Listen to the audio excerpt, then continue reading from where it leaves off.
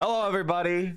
Let's get right into it. Donald Trump just did a special address to the World Economic Forum, and goddamn is it dumb, but we should watch at least some of it.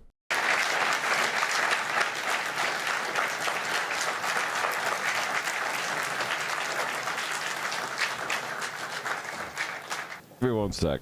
Well, thank you very much, Larry. It's great to be back in beautiful Davos, Switzerland, and to address so many respected business leaders, so many friends, few enemies, and all of the distinguished guests. It's a who's who, I will say that. I've come to this year's World Economic Forum with truly phenomenal news from America.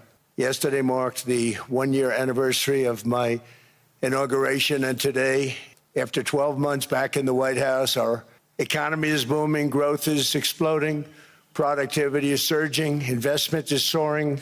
Are you guys seeing an audio delay as well for me, or is it just him? Because Incomes are rising. I see it on him. Inflation has been Here's what we'll do. Let's refresh. See if we can fix it. Switzerland, and to address so many Okay, so this is broken. They fucked up. The White House feed sucks. Cool. Business leaders, so many friends, few enemies, and all of the distinguished guests. It's a who's who, I will say that. I've come to this year's World Economic Forum with truly phenomenal news from America. Yesterday marked the one-year anniversary of my inauguration, and today, after 12 months back in the White House, our economy is booming, growth is exploding, productivity is surging, investment is soaring, incomes are rising, inflation has been defeated, our previously open and dangerous border is closed and virtually impenetrable, and the United States is in the midst of the fastest and most dramatic economic turnaround in our country's history. Under the Biden administration, America was plagued by the nightmare of stagflation, meaning low growth, and high inflation, a recipe for misery, failure, and decline.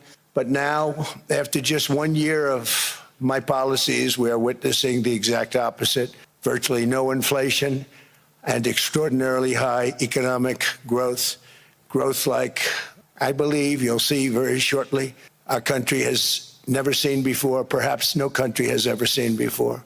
Over the past 3 months, core inflation has been just 1.6%. Meanwhile, fourth quarter growth is projected to be 5.4%, far greater than anybody other than myself and a few others had predicted. Since the election, the stock market has set 52 all-time high records. So that's in 1 year, 52 records, adding $9 trillion in value to retirement accounts, 401ks, and people's savings. People are doing very well. They're very happy with me. Since my inauguration, we've lifted more than 1.2 million people off of food stamps, and after 4 years in which Biden secured less than $1 trillion of new investment in our country, think of that, $1 trillion, substantially less than that. In 4 years, we've secured commitments for a record-breaking $18 trillion, and we think when the final numbers come out, they'll be closer to $20 trillion of investment. That's never been done by any country at any time, not even close. Just over 1 year ago, under the radical left Democrats, we were a dead country. Now we are the hottest country anywhere in the world. In fact, the United States economy is on pace to grow. Okay, let's try a different feed because this feed sucks too much.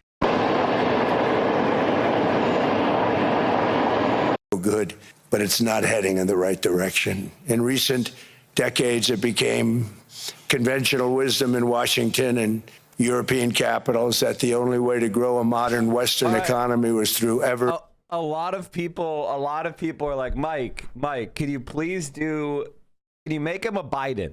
Can you make Trump a Biden? If you don't know what a Biden is, whenever we would watch Joe Biden speak, and I think I watched more Joe Biden speeches than anybody on the entire planet. I'm not kidding.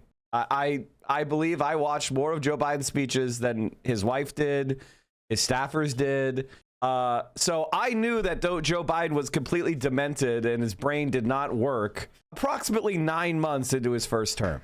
But one of the techniques we would do is called Bidening, where I would increase the speed because he's demented to about at least 1.15 speed.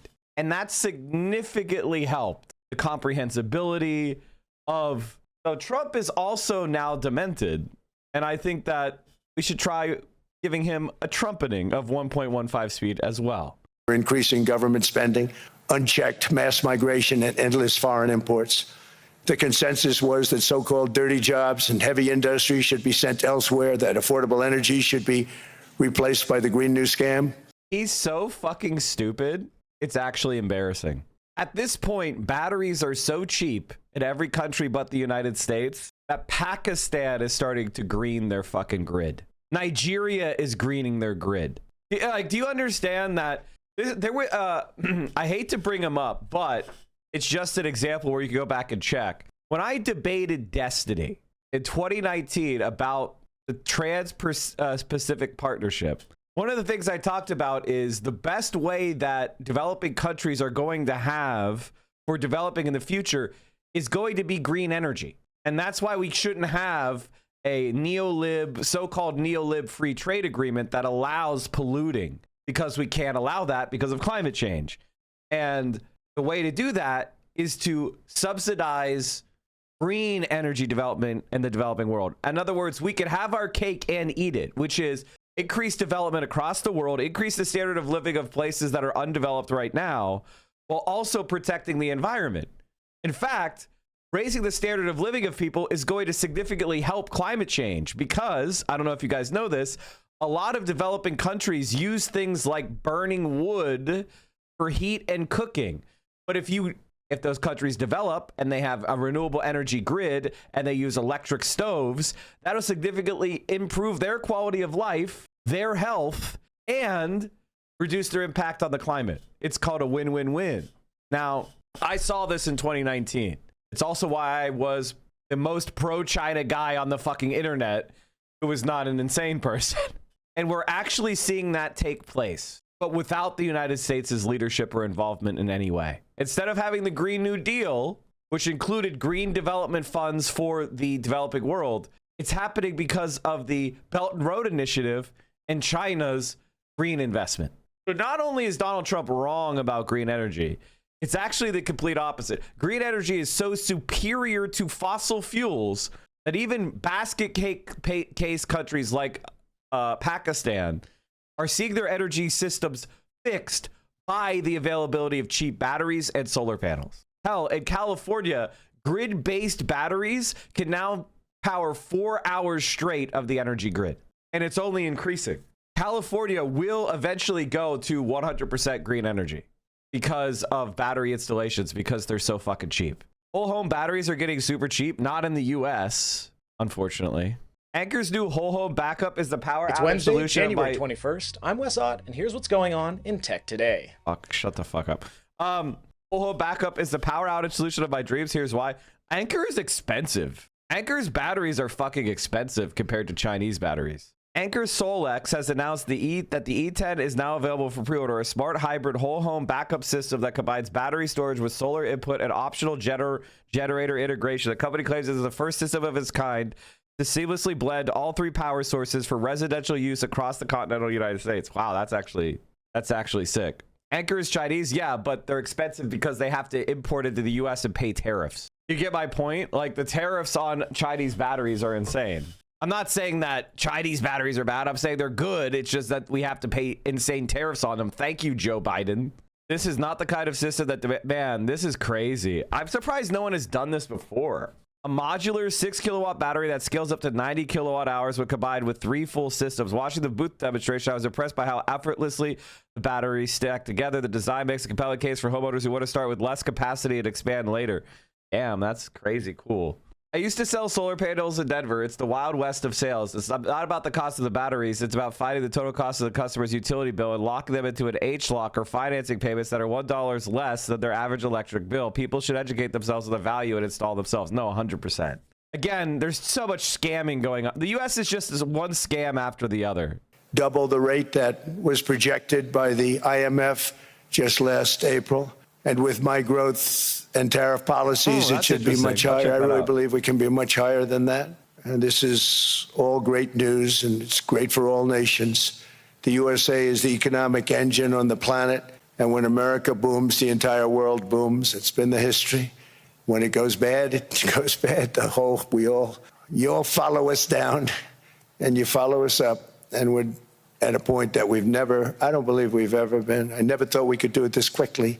My biggest surprise is I thought it would take. Somebody said, you mean Trump? What are you, stupid? What are you, stupid? No, I said what I said. Biden did that. That's why your electric bill is expensive. That's why you can't afford solar panels or battery backup, because Joe Biden did that. Now, Trump continued it. And by the way, they don't care if you buy most of the crap you buy from China that goes to landfills. They don't care about. But electric panels for your home, battery backup for your home, so you're green, you have green energy, and you never have to pay for fossil fuels again. Fuck you. 100% tax on that. Oh, did you want to have a home where you knew that your electric bill and your HVAC costs, and you have an electric vehicle? Well, now your transportation energy is 99% covered by your own generation that comes completely free from the fucking sky. No thanks. Liberals say, you're buying that from the Chinese, though. My donors don't like that. More than a year, maybe like a year and 1 month. But it's happened very quickly. This afternoon, I wanted. Okay, sorry, Chad. I need to close this because it's fucking broken. Thank you. Thank you very much, Larry. To be back in beautiful Davos, Switzerland. Let's just watch a clip. I ain't watching this whole fucking thing. And to address so many respected business leaders, so many friends, few enemies, and all of the distinguished. It's a who's who, I will say that. So you're saying that Trump and Biden are the puppets, the real people behind it are the ones making the decision? That's why they're doing the same thing? I don't think puppet quite. I think that they have agency. I think they are. It is a class. Like, puppet implies that they really have no agency at all, and that's not true. I would say that their class interest is aligned. And Joe Biden is a willing servant of the capitalist class, and he thinks that the capitalist class is good. And so, in order to maintain the power of capitalists in the world, it cannot allow China to become the world's superpower. Because then it's not the logic of capitalism that is determining the world's direction. It is what Communist Party of China is deciding is right. And they're opposed to that. I've come to this year's World Economic Forum with truly phenomenal news from yesterday. Marked the 1-year anniversary of my inauguration, and today, after 12 months back in the White House, our economy is booming, growth is exploding, productivity is surging, investment is soaring, incomes are rising, inflation has been defeated, our previously open and dangerous border is closed and virtually impenetrable. And the United States is in the midst of the fastest and most dramatic economic turnaround in our country's history. Under the Biden administration, America was plagued by the nightmare of stagflation, meaning low growth, and high inflation, a recipe for misery, failure, and decline. After just 1 year of my policies, we are witnessing the exact opposite: virtually no inflation and extraordinarily high economic growth, like I believe you'll see very shortly our country has never seen before, perhaps no country has ever seen before. Over the past 3 months, core inflation has been just 1.6%. Meanwhile, fourth quarter growth is projected to be 5.4%, far greater than anybody other than myself and a few others had predicted.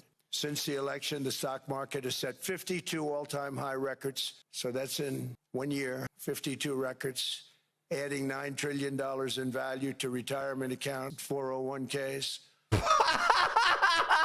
Like, the vast majority of stocks are owned by like the top 5%. And it's like, yeah, guys, all your IRAs are going up so much. And people's savings, people are doing very well. They're very happy with me. Since my inauguration, we've lifted more than 1.2 million people off of food stamps. And after 4 years in which Biden secured less than $1 trillion of new investment in our country, think of that, 1 trillion, substantially less than that. In 4 years, we've secured commitments for a record-breaking $18 trillion, and we think when the final numbers come out, they'll be closer to $20 trillion of investment. That's never been done by any country at any time, not even close. Just over 1 year ago, under the radical left Democrats, we were a dead country. Now we are the hottest, country anywhere in the world. In fact, the United States economy is on pace to grow at double the rate that was projected by the IMF just last April.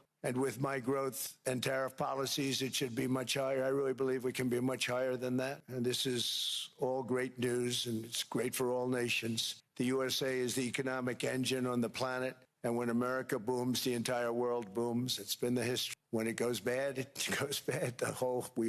You all follow us down and you follow us up at a point. That's crazy, Bivongo. I don't believe we've ever been. I never thought we could do it this quickly.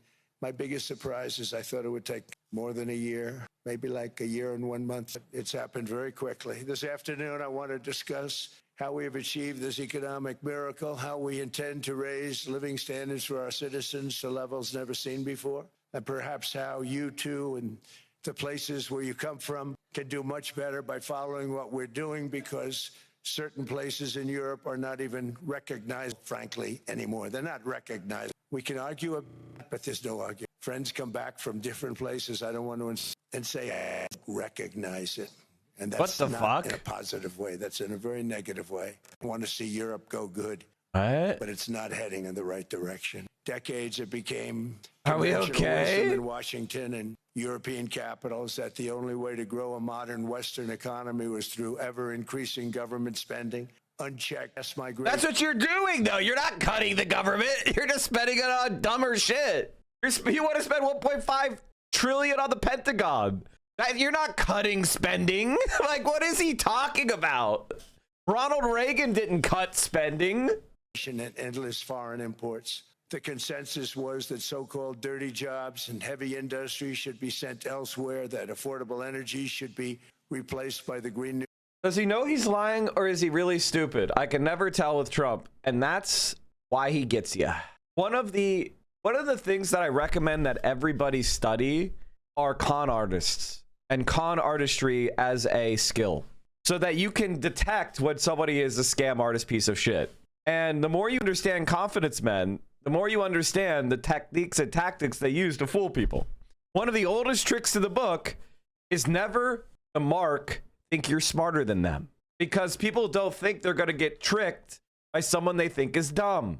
And then when you do get tricked by someone you think is dumb, you are ashamed. That's another aspect of a successful con artist, is when the con goes through, is the victim so ashamed that they just help them cover it up. So Donald Trump, the fact that you're like, God, he's such a fucking idiot, and it's like, he's been elected president twice, he's a billionaire. Like, I mean, yeah, he's a dumb piece of shit and that he doesn't know shit, but apparently he knows how to manipulate enough people enough of the time to gain the ultimate power that we have on this world. And if we're so fucking smart, how come we lost to this dipshit? Now, I know why. I know why. The answer is because he's not that dumb. And a lot of very intelligent people are on the side of evil. A lot of really intelligent people willingly sell their intellect and their skills and their knowledge and their effort to scumbags. And evil is not dumb. Scam, and that countries could be propped up by importing new and entirely different populations from faraway land. Be Joe Biden, Western government, very foolishly followed, turning their backs on everything that makes nations rich and powerful and strong. And there's so much in so many nations. The result was record budget and trade deficits and a sovereign deficit, driven by the largest wave of mass migration in human history. We've never seen anything. Quite frankly, many parts of our world are being destroyed before our very eyes, and the leaders don't even understand what's happened. And the ones that do understand aren't doing anything about it. Virtually all of the so-called experts predicted my plans to end this failed model would trigger a global recession and runaway, but we have proven them just the opposite. In 1 year, our agenda is for transformation like America has not seen in over 100. Donald Trump had something to say to Canada. To just by its very nature, going to be defending Canada. Canada gets a lot of freebies from us, by the way. They should be grateful also, but they're not. I watched your prime minister yesterday. He wasn't so grateful. But they should be grateful to us. Canada lives because of the United States. Remember that, Mark, the next time you make your statements. What we did to just by its very nature. They should have said thank you. Canada, you should say thank you, or else America's gonna take you over. I don't know if you know this, chat, but Donald Trump also caved like a pussy, Taco Trump, because the stock market crashed. As I said yesterday, that's the only thing that's going to make Taco Trump back down. And now it looks like, I think Trump has declared that they're not going to invade Greenland. They make us because of us, because we never charged them anything. So they come in, they sell their watches, no tariffs, no nothing. They walk away, they make $41 billion on just us. So I said, no, we can't do that. So I'm going to bring it up. I still would have a deficit pretty substantial, but I brought it up to 30%. And the, I guess, prime minister, I don't think president, I think prime minister called a woman, and she was very repetitive. She said, no, no, no, you cannot do that, 30%. You cannot do that. We are a small, small country. I said, yeah, but you have a big, big deficit. You may be small, but you have a bigger deficit than big countries. He said, no, no, no, please, you cannot do it. Kept saying the same thing over and over. We are a small country. I said, but you're a big country in terms of, and she just rubbed me the wrong way, I'll be honest with you. Why is the market green today? Because Trump said, oh, we're not going to invade Greenland. So they're doing, it's a Taco Trump trade, which is he backed down because the stock market crashed yesterday. You know what I mean? So he's backing down. But in doing it, I'm helping Europe, I'm helping NATO, and I've until the last few days when I told them about Iceland, they loved me. God, he's so dumb. He's such a good con artist, man. Like even I, who understand, he is a dumb piece of shit. But I've had this debate with people before. I don't consider there is a difference between intelligence and cunning, right? And when people say smart, I think they use that as a catch-all. I guess that as a catch-all. And I believe that those two ideas are very distinct. I think somebody is cunning when they're able to achieve their goals, especially through things like social manipulation and rhetoric. But I don't consider that to be intelligence. All right. Intelligence to me involves somebody who is able to readily recall information, learn new information, and whose ideas can be thoroughly supported by like a factual, empirical basis, who have a good sense of the way the world really functions. Donald Trump, I don't think is very intelligent, but he's extremely cunning.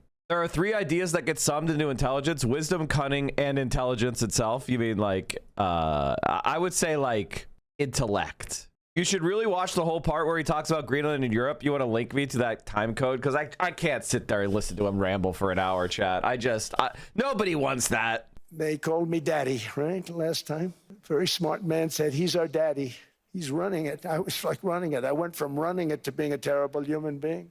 But now what I'm asking for is a piece of ice, cold and poorly located, that can play a vital role in world peace and world protection. It's a very small ask compared to what we have given them for many, many decades. But the problem with NATO is that we'll be there for them 100%. I'm not sure that they'd be there for us if we gave them the call. That's not, what do you mean? We already did. We did it after 9/11.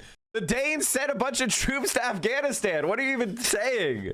How many Danes died in Afghanistan? Oh, Denmark lost 44 soldiers in Afghanistan between 2002 and 2014.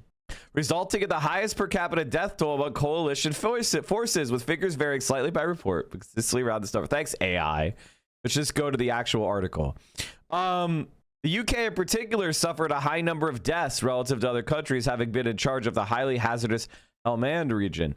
Both Denmark and Estonia, which were part of the British-led task force Helmand, also suffered higher death rates, with Danish troops having the highest death rate of any country in the war as of 2009.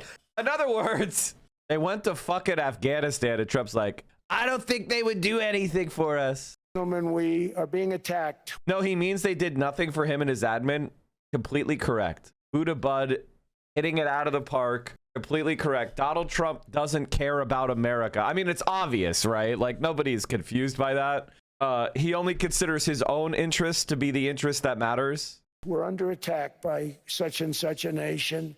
I know them all very well. I'm not sure that they'd be there. I know we'd be there for them. I don't know that they'd be there for us. Thank you. So with all of the money we expend, with all of the blood, sweat, and tears, I don't know that they'd be there for us. They're not there for us on Iceland, that I can tell you. Iceland again? Chat, there's nothing more than I want than Donald Trump to take a geography test. I would love to see Donald Trump take a geography test. Do you think he knows where Poland is? I don't think he knows where Poland is. I bet he thinks Greenland is huge based on their Mercator. I mean, Greenland is big, but it's mostly glacier and ice cap. But it's not as big as Mercator says it is, obviously. You know, the further you are from the equator, the more Mercator is in you know, the bigger the error. Are you talking about Mercator versus reality? I mean, obviously, the country, Africa is the place that gets the most fucked. Africa is a lot bigger than people think. Map projection is a science. There's no one perfect mode of map projection. Well, yeah, no shit. Depends on what you're trying to use the map for. Mercator is good for navigation. All right, which is why it was used so much. A globe is a pretty good map projection. Yeah, I mean, true. A quick clip of Hassan reading about how EU companies are transitioning from US cloud-based services. The market surge is temporary. I can't understand for my life how the market is so irrational, because they've always been irrational, number one. And number two, I don't know, man. Taco Trump is a pretty good bet. He is kind of a pussy. All right, hold on. I mean, our stock market took the first dip yesterday because of Iceland. So Iceland's already cost us a lot of money. But that dip is peanuts compared to what it's gone up. And we have an unbelievable future in that stock. That stock market is going to be doubled. We're going to hit 50,000, and that stock market's going to double in a relatively short period of time because of everything that's happening. But there's a good example. I think what's really interesting is the irrationality of the market combined with Trump has put us in a situation new era. More clear than what's currently going on with Greenland. Would you like me to say a few words of Greenland? I was going to leave it out of No, this I think most people want you to shut the fuck up. Speech, but I think I would have been reviewed very negatively. I have tremendous respect for both the people of Greenland and the people of Denmark, tremendous respect. But every NATO ally has an obligation to be able to defend their own territory. And the fact is, no nation or group of nations is in any position to be able to secure Greenland other than the United States. We're a great power, much greater than people even understand. I think they found that out 2 weeks ago in Venezuela. We saw this in World War II. When Denmark fell to Germany after just 6 hours of fighting. I mean, the polls did last a month on their own. I mean, that is a point that should be made. Like, when Poland was fighting Germany alone, they did last a month. So Denmark doing 6 hours is pretty embarrassing, especially because the Germans were fighting a lot more than just Denmark at that time. Denmark saved their country by not fighting. That's not even true. They got bombed anyway. Don't you know about that? And was totally unable to defend either itself or Greenland. So the United States was then compelled. We did it. We felt an obligation to do it, to send our own forces to hold the Greenland territory. And hold it we did at great cost and expense. They didn't have a chance of getting on it, and they tried. Denmark knows that. We literally set up bases on Greenland for Denmark. We fought for Denmark. We weren't fighting for anyone else. We were fighting to save it for Denmark. Big, beautiful piece of ice. It's hard to call it land. It's a big piece of ice. But we saved Greenland and successfully prevented our enemies from gaining a foothold in our hemisphere. So we did it for ourselves also. And then after the war, which we won it big. Without us, right now, you'd all be speaking German and a little Japanese, perhaps. They're in Switzerland where they speak German. He's such a good American president. I think the reality as an American is that Donald Trump does represent America in a lot of really important ways. Being a fat, dumb piece of shit who's greedy is quintessentially American, right? He really is every vice of the American psyche slammed into one guy. I've said this so many fucking times. It's you know, enough already. After the war, we gave Greenland back to Denmark. How stupid were we to do that? But we did it. But we gave it back. But how ungrateful are they now? So now our country and the world face much greater risks than it did ever before because of missiles, because of nuclear, because of weapons of warfare that I can't even talk about. 2 weeks ago, they saw weapons that nobody ever heard of. They weren't able to fire one shot at us. They said, what happened? Everything was discombobulated. They said, we've got him in our sights. Press the trigger, and nothing happened. No anti-aircraft missiles went up. There was one that went up about 30 feet and crashed down right next to the people that sent it. They said, what the hell is going on? Those defensive systems were made by Russia and by China. So they're going to go back to the drawing boards, I guess. Greenland is a vast, almost entirely uninhabited and undeveloped territory that's sitting undefended in a key strategic location between the United States, Russia, and China. That's exactly where it is, right smack in the middle. Wasn't important nearly when we gave it back. You know, when we gave it back, it wasn't the same as it is now. It's not important for any other reason, you know, everyone talks about the minerals. There's so many places. There's no rare earth, no such thing as rare earth. There's rare processing, but there's so much rare earth. And this, to get to this rare earth, you got to go through hundreds of feet of ice. That's not the reason we need it. We need it for strategic national security and international security. This enormous unsecured island is actually part of North America, on the northern frontier of the Western Hemisphere. That's our territory. It is therefore a core national security interest of the United States of America. And in fact, it's been our policy for hundreds of years to prevent outside threats from entering our hemisphere, and we've done it very successfully. We've never been stronger than we are now. That's why American presidents have sought to purchase Greenland for nearly 2 centuries. You know, for 2 centuries, they've been trying to do it. They should have kept it after World War II, but they had a different president. That's all right. People think differently. Much more necessary now than it was at that time, however. In 2019, Denmark said that they would spend over $200 million to strengthen Greenland's defenses. But as you know, they spent less than 1% of that amount. 1%. There's no sign of Denmark there. And I say that with great respect for Denmark, whose people I love, whose leaders are very good. It's the United States alone that can protect this giant mass of land, this giant piece of ice, develop it and improve it and make it so that it's good for Europe and safe for Europe and good for us. And that's the reason I'm seeking immediate negotiations to once again discuss the acquisition of Greenland by the United States, just as we have acquired many other territories throughout our history, as many of the European nations have. They've acquired, there's nothing wrong with it. Many of them, some went in reverse, actually, if you look. Some had great, vast wealth, great, vast lands all over the world. They went in reverse. They're stuck back where they started. That happens too. But some grow. But this would not be a threat to NATO. This would greatly enhance the security of the entire alliance, the NATO alliance. The United States is treated very unfairly by NATO. I want to tell you that. And when you think about it, nobody can dispute it. We give so much and we get so little in return. And I've been a critic of NATO for many years. And yet I've done more to help NATO than any other president by far, than any other person. You wouldn't have NATO if I didn't get involved in my first term. The war with Ukraine is an example. We are thousands of miles away, separated by a giant ocean. It's a war that should have never started, and it wouldn't have started if the 2020 U.S. presidential election weren't rigged. It was a rigged election. Everybody now knows that. They found out. Our society would have been so much better if Donald Trump had not lost to Joe Biden, and he would have been out of office by now. And the reason why I can say that is Donald Trump did not have full control of the Republican Party. He hadn't bent them to his will. But as a former president who was running again, he was able to pretty much clear out the entire institutional Republican Party and make them the party of Trump even more.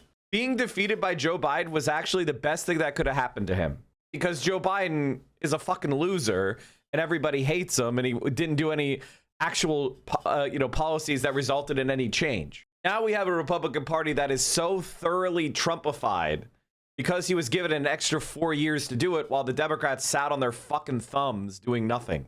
I can't believe, like, god damn, dude. I'm trying not to just be like, oh, I was right about this, I was right about that, I was right about this, I was right about that. But I coming onto streams, giving your political commentary every day, and then things happening exactly as you said they would, And it's just like you feel trapped in a fucking like Superman. Which is the Superman with Zog? Was that Superman 3? Where you're like, or is that 2? You're trapped in that like window pane and you're spinning in space and you're like yelling. Or it's like Interstellar and you're looking, you walked into the black hole and you're looking back on yourself and you're saying, no, no.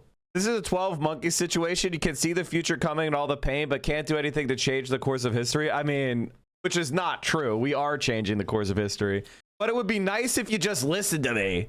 It'd be nice if liberals just stopped defending people they're parasocially attached to for no reason. Like right now, people like Gavin Newsom, and it's like, I don't think you should be able to vote. I mean, I'm sorry. Like, I think you should lose the right to vote if you like Gavin Newsom. I'm sorry. I don't know what to say. Because his 25-year-old staffer posted a tweet and you're like, yes, queen. And then he goes and he sucks Charlie Kirk's toes and he gets owned by Ben Shapiro. How the fuck do you like that guy? How the fuck is that possible? People will soon be prosecuted for what they did. It's probably... Apparently in the Shapiro podcast, he admitted he has no idea what the press office Twitter account posts. I gotta watch that thing. I can't make myself do it because it's two fucking worms that I just want to reach through the screen and give them a really hearty handshake. You know when you shake someone's hand really hard? That's what I want to do to them.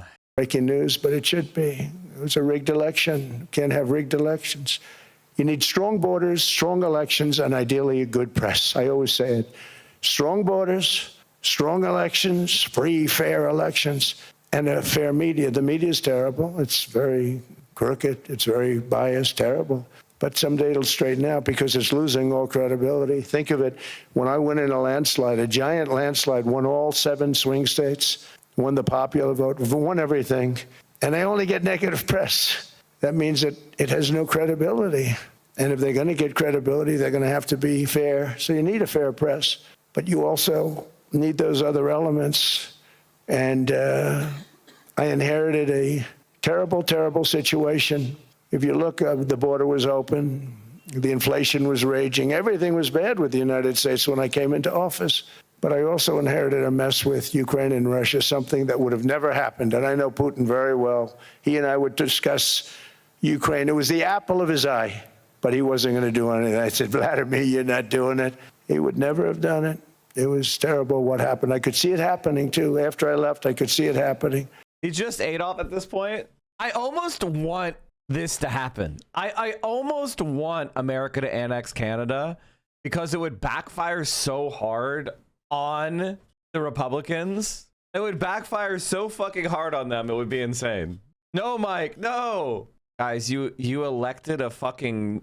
I mean, Mark Carney is practically the same as Trump. He just speaks better. He went up there and he said, yeah, the rules-based international order was bullshit, but we were all profiting from it. So when the victims were brown, it was fine. We could all shake hands and nobody gave a shit. But now we might be the victims. It's, you know, obviously the deal isn't good anymore. It was fine when it was being done to brown people. He basically went up there and said, Mike, Hassan, leftists, they were right about us. They were right about liberals. But now the leopard's eating my face and I don't like it. Biden had given Ukraine and NATO $350 billion, a staggering sum, $350 billion. I came in and just like the southern border, just like inflation, just like our economy. The reason why people glaze people like Mark Carney or Gavin Newsom is because they're powerless and they don't know how to interact with politics outside of fan culture. So when I or any of you criticize Mark Carney or Gavin Newsom, they get mad because that's their only hope. Their only hope is that they are sending out like psychic waves of support for these people or making posts, and that's going to change shit. They're hoping that they're morally upright. Mark Carney goes up there and tells you how he's morally depraved in the most clear-eyed way possible, and you like it? It's like, this is where I start to feel separated from humanity in general, is because I'm just like, this guy goes up there and tells you that he's been nothing but a liar for decades, and he's knowingly been arbitrary, capricious, and exploitative of most of the world. And you're like, yes, king. What? It's like a guy going up there and going, yeah, I'm a mass murderer. And you're like, oh, swoon. What the fuck? I said, wow, this place is in trouble, meaning our... Oh, Carney and Newsom suck, but they are the only hope in this moment. The alternative is Trump and PP. Yeah, it's an awful choice, but fuck me. What are we even talking about? I want you to know that I hate you. I personally hate you. Never come and talk to me. Never say hi to me. I hate you. People that think like you and you as an individual are why the world is fucked. You're a pathetic worm. I hate you. And honestly, you're not going to make it. Like, I don't know what else to say. You in particular are not going to make it because you're a dope. And some people are just pushovers and they're weak and they're losers. And and sociopaths see that and they take advantage of them. And you're one of those guys. I can't help you. I'm sorry, but it's over for you. For those of you that are new here, I just want to explain something. The year that we're currently in is called 2026. It's January 21st, 2026. There is no Democratic Party nominee for president. Canadians have a party called the NDP. There is no world where we are locked into JD Vance versus Gavin Newsom or whatever the fuck else. Or, you have the ability to choose people that don't suck shit. You have the ability to get involved directly in politics yourself between now and 2028 and November of this year. You have the ability to get off your ass right now and go and help people that aren't dog shit. And I want you to understand that if Gavin Newsom or Mark Carney is the alternative, I'd choose death because that's what they are. They are slow, rotting death, not just for ourselves, but for the planet. They are the same as Trump, which is what Mark Carney tried to explain to you. He's the same as Trump. He's just able to say it in a more circuitous manner. He was all for genociding Gazans. But the moment you start saying maybe Canada or Greenland are going to get the same imperialized treatment, well, now suddenly he has a problem. I want you to understand something, chat, that I would rather die than see Gavin Newsom be president of the United States. And if you don't have that same attitude, you're the problem. You are the problem. Democrats have now been dragged into this conversation, some dragged, some with, flags waving, into the conversation. This notion of genocide. Yes. Yeah. I mean, look, Israel did not commit a genocide in Gaza. There is no standard by which Israel committed a genocide in Gaza, just on a factual level. Just as a legal and factual level. What is your opinion of this? My opinion is I understand the tendency for people to assert that. Why? On the basis of... By the way, the people that are asserting that are every single genocide scholar that isn't a Zionist in Israel, Doctors Without Borders, human rights organizations, Amnesty International, the United Nations, the country of South Africa, leaders in Norway, leaders in Ireland, leaders in Spain, Bernie Sanders, AOC, Zoran Mamdani. The International Criminal Court is trying to indict Netanyahu for war crimes. So what the fuck do you mean people? And here's what I want you to understand about Gavin Newsom, is that if he was in the room with you, you're in the room with an evil incarnate. The only reason he's even a Democrat is because he's in California and you can't win power as a Republican statewide. That's the only reason he's a fucking Democrat, dummy. So you like this guy because he fooled, like, give me a fucking break, you fucking loser. Gavin is gonna win 100%. Sorry, I'm gonna break your heart. Here, I have a solution for you. You're not welcome here. This dumb rat is gonna get fucking rolled in the campaign. Everybody's gonna see him defending Israel's genocide, and he's gonna be sitting there with his eyes like this. Oh God, it's gonna be so fucking funny. Images and the proportionality. As Ugly it shit relates doesn't to mean genocide. No. And by the way, I agree with you. And international and proportionality doesn't mean that if you kill my child and I then kill 7 criminals, that I've been disproportionate. I'm not disagreeing with you, but I understand that tendency on the basis trying to reconcile the proportionate nature of how the war was ultimately conducted and the devastation. I have a question. Why do you feel the need to create a permission structure for that sort of stuff? I mean, now, why is he going to lose? Because 75% of Harris voters think Israel is committing a genocide in Gaza. Only 8% say no. 81% of people who identify as liberal say Israel is committing a genocide in Gaza.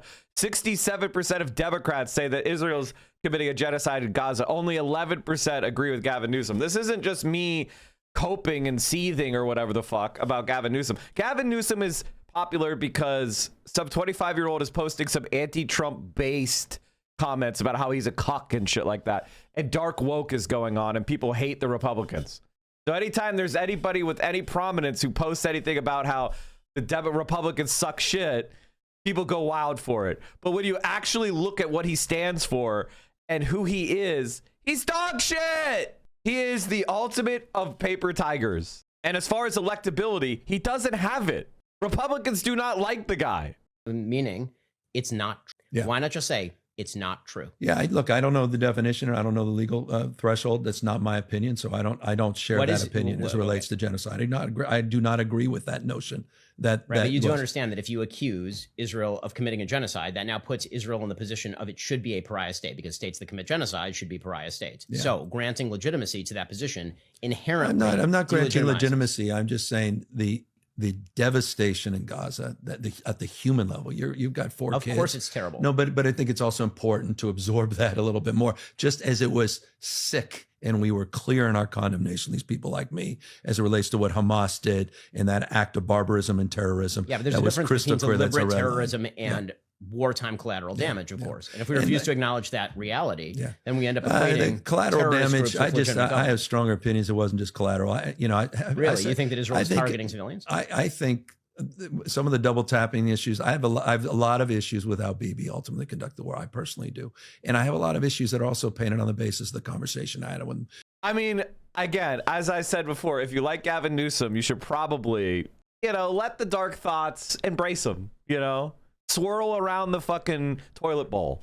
I do kind of think the world will be better without you. I'm not I mean, sorry if I'm coming across as mean here, but I do think if you like Gavin Newsom, the world would probably be better if you weren't around. I mean, if you weren't hanging out. Sorry, not sorry. It disgusts me that you even would talk about this worm. And Ben Shapiro's support has fallen off a cliff. He's down to 18 million views in December.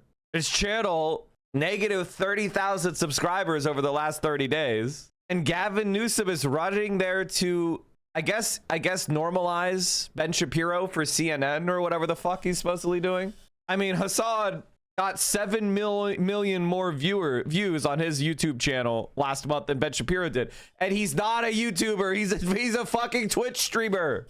I don't think that, again, and, I will continue to have this take and it'll never end. If you like Gavin Newsom, you are really human as far as I'm concerned. A few weeks later, after October 7th, the way he talked about the Palestinians, I kept talking about Hamas. He kept talking about the Palestinians. I kept coming back to Hamas, and then ultimately how the war was conducted. If we get a Gavin Newsom first term, what we're getting right after that will be worse than the third term could ever be. So true.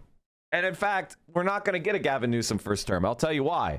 Because people like me will work overtime to defeat Gavin Newsom. I'll do everything in my power to defeat the liberals. I want you to understand that I'm not going to cooperate. There's no lesser of two evils for me.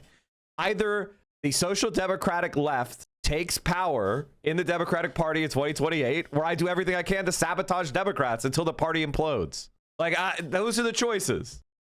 There's no choice between the two. And if you're like, well, they want to fund the Gestapo more, dummy. The centrist devs are trying to give them $10 billion more right as we speak. Slap yourself in the face. Not saying it was a genocide. I'm not. But I have issues. What is the thing that he said that you particularly? There was a dehumanization. I didn't like the way he talked about the Palestinian people. I just didn't. What is the specific? They can't govern. I didn't. The specific. I don't want to get into the details. The reason I'm asking is because I don't want to get into the details of why Netanyahu is bad. Because when you suggest that he is, there is no centrist position to fascism. Centrism is how fascism wins. I want you guys to understand that.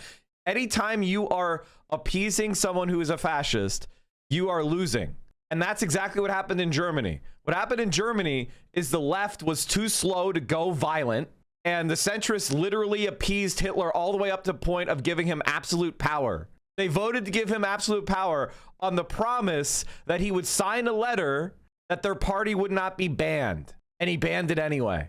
He didn't even end up signing the piece of paper, but they voted to give him absolute power anyway. That's the lesson of Nazi Germany. The lesson of Nazi Germany is, oh, you should have voted for Hindenburg. The lesson of Nazi Germany is the left should have got violent earlier.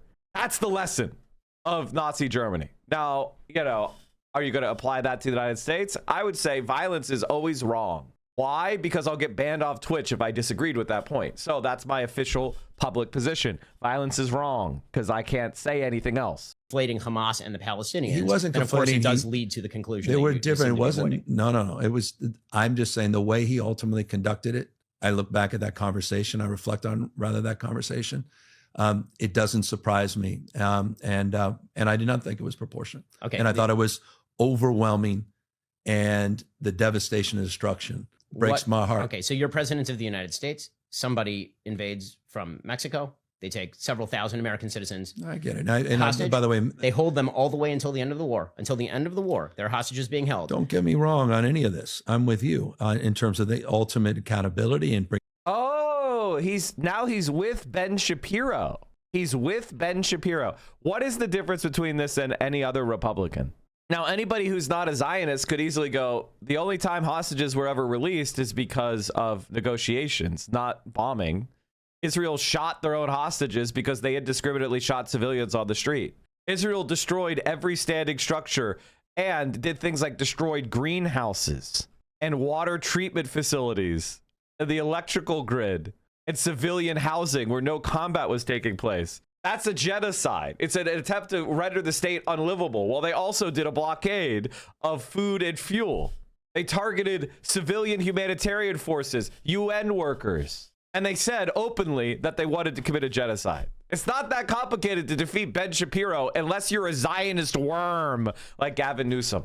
Bringing the hostages home. I like the clarity and conviction as it relates to getting all the hostages dead and alive home, and all of that. I'm not denying that. And by the way, Hamas still has not been extirpated in the areas where Israel has left them alone. And clearly this truce and détente is still a work in progress. There's been a lot of destruction. Well, because Hamas was supposed to be disarmed, and they didn't. Look, I'm crystal clear about Hamas. The point is that crystal clear about Hamas. Right, but the point is that I think and shifting I'm also blame crystal clear onto in my love for Israel and my condemnation of Bibi. And there's a distinction. I condemn Donald Trump. I love my country. He's crystal clear of his love for Israel. 4 minutes in a room with fucking Ben Shapiro, and he's declaring his love for Israel. Excuse my French, but Newsom's here sounds spyless as fuck, a real limp dick energy. Democrats have now been dragged into... What a pathetic fucking worm. By the way, this is somebody who has a Kamala Harris avatar.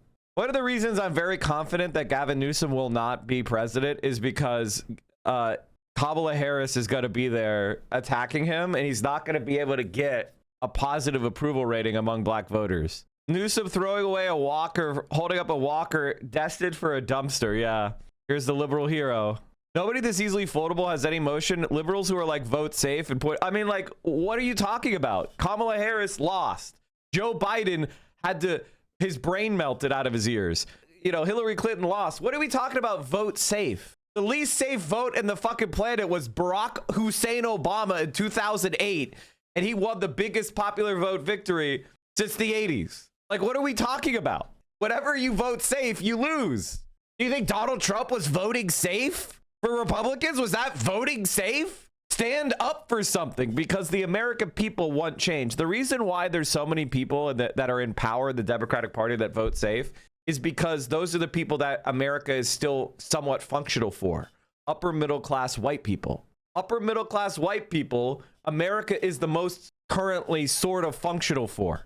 So they're the only people that have something to lose, and they have disproportionate influence in the Democratic Party. So 80% of people are like, we got to destroy this country and get change. But the 20% of people that are doing kind of good are the ones that vote in Democratic Party primaries for the most part. And that is a intentionally designed situation. How does AOC build up the necessary momentum to counter Gavin Newsom? The same way Zoran Mamdani did.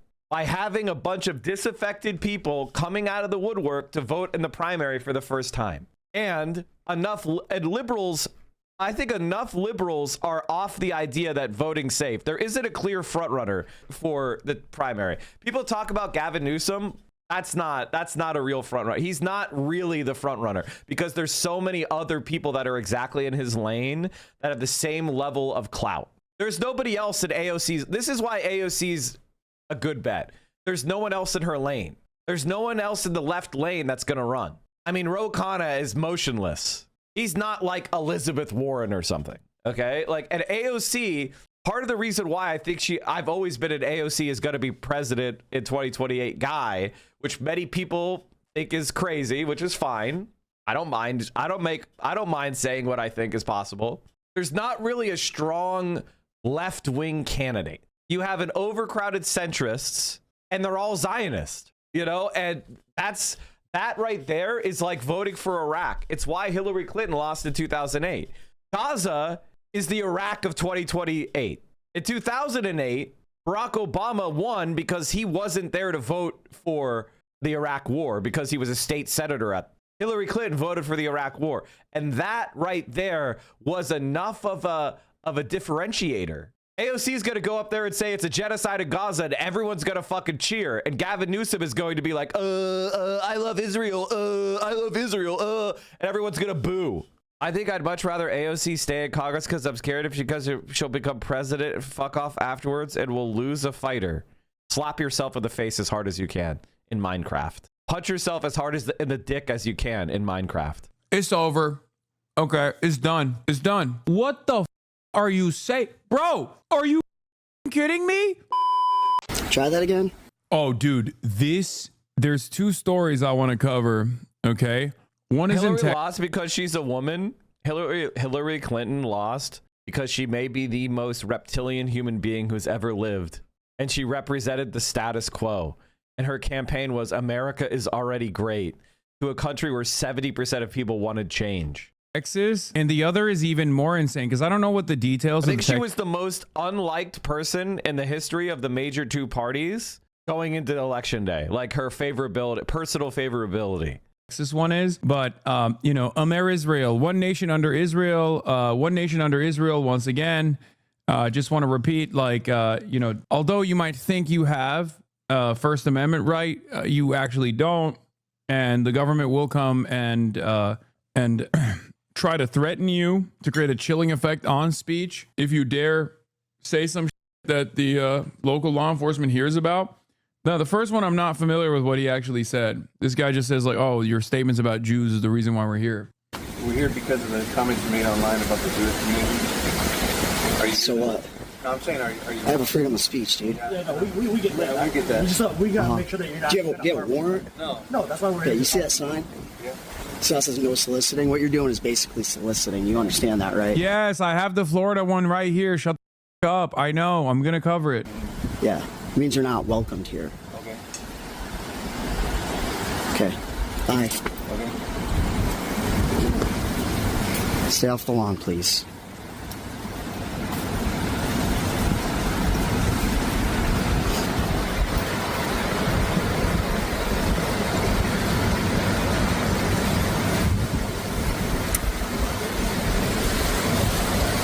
Bro said, understandable. Have a good day.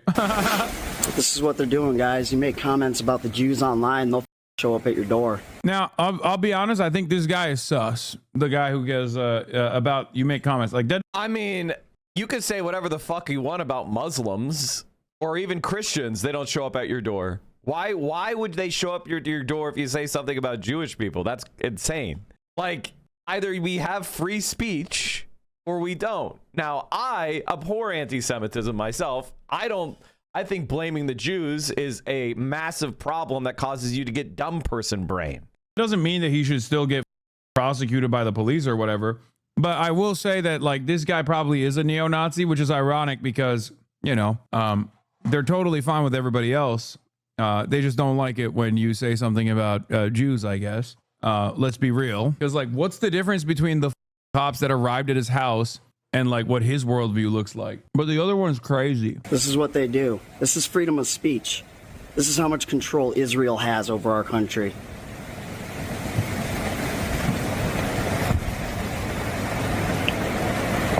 Look at this response. For exercising my freedom of speech online. Wow. What a joke. Can't wait to do some auditing of you boys. Oh. Bye-bye.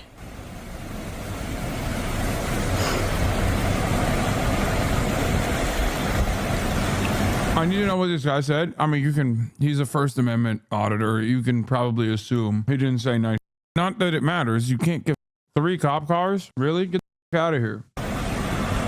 Imagine having home health care aides or, people going to take care of children. Like, imagine how many home health care workers or child care workers we could have instead. Look at the hundreds of thousands of dollars, if not millions, that are being used to do what was just done. That's what people don't understand. Whenever you see this shit, these could have been people doing actual work in the community, going up and cleaning up a park, somebody paid to do vocational work, some, nonprofit co-op giving funding to build a affordable housing infrastructure. Public transit drivers, a new bus for the electric bus for the community. You're looking at hundreds of thousands of dollars of pure waste.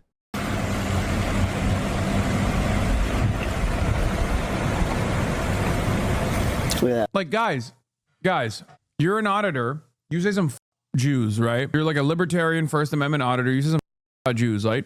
Deeply anti-Semitic things about Jews. There's a very high likelihood that you have said it about black people, Mexican people, brown people, Somalis, right? None of that triggers any kind of police response. So why does it happen to be that there are 3 cop cars that come in this moment? Now, this is an older video, but it's just like, what are we doing here? This is what I'm talking about when I say like this inconsistency is absolutely mind-boggling for the average American. That sign says no soliciting. What do they think they're doing? They got no warrant. The sign that says no soliciting does not give you a right to my curtilage. Bye-bye. Freedom of speech. This one is crazy. We're not sure. Okay. Is that your account? Let's see what she said. The guy who consistently calls for the death of all Palestinians tried to shut down a theater for showing a movie that hurt his feelings and refuses to stand up for the LGBTQ community in any way, even leaves the room when they vote on related matters, wants you to know that you're all welcome here. I refuse to answer questions without my lawyer present. Now that one ain't about the Jews, okay? That is the social media post that got cops knocking down her door. If you think the Winnie the Pooh stuff is silly when, Xi Jinping is like arresting people for Winnie the Pooh or whatever, even though that's not the case, like they're just, at the time they were like banning people off of social media platforms or whatever. This is a step. This is even dumber than that. Okay. This is even dumber than that. Are you kidding me? Like, this is worse than what we have fantasized China doing. Okay. Americans complain about exaggerated claims being made about our foreign adversary being unimaginably restrictive. Meanwhile, we do even worse, more embarrassing shit. A foreign nation, by the way. Hold on, I'm going to keep playing the rest of the video. I just wanted to read it out. I don't know how to answer that question either. Like I said, you're not going to This is freedom of speech. This is America, right? And I agree with you 100%. Okay. We're just trying to see if it's you, because if we're not talking to the right person, we want to go see who the right person is. Okay, how can I help you? So pretty much it's just a statement that was made as far as, verbatim, it says the guy who consistently calls for the death of all Palestinians tried to shut down a theater for showing a movie that hurt his feelings and refuses to stand up for the LGBTQ community in any way. Even leaves the room when they vote and on related matters. Wants you to know that you are all welcome. Clown face, clown face, clown face. 3 days ago.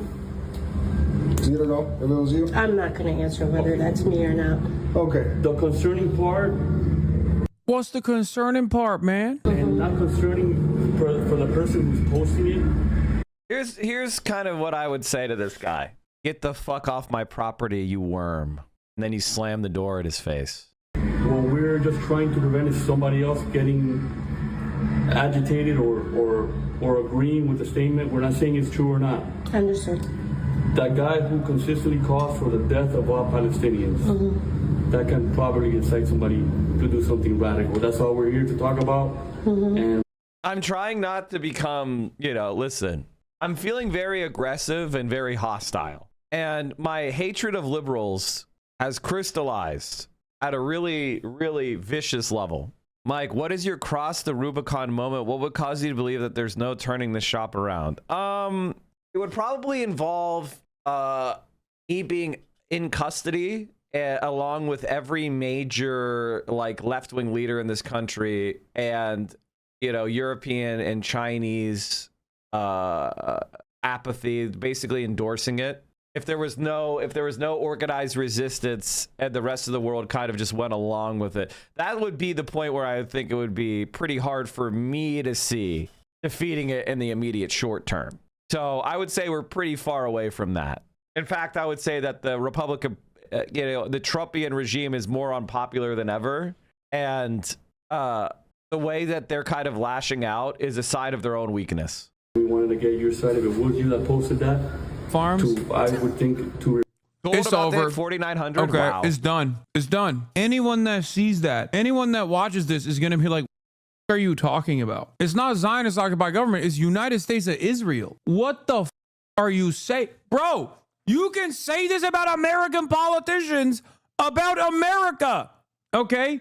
You can say this about American politicians, about the United States of America on American related matters, but you can't say it about Israel? Are you kidding me? Are you kidding me? What do we have that remains in this godforsaken hole, dude? You're possibly inciting hatred or you're inciting violence against this person for what? Accurately reflecting on their statements? How about you go take it up with that?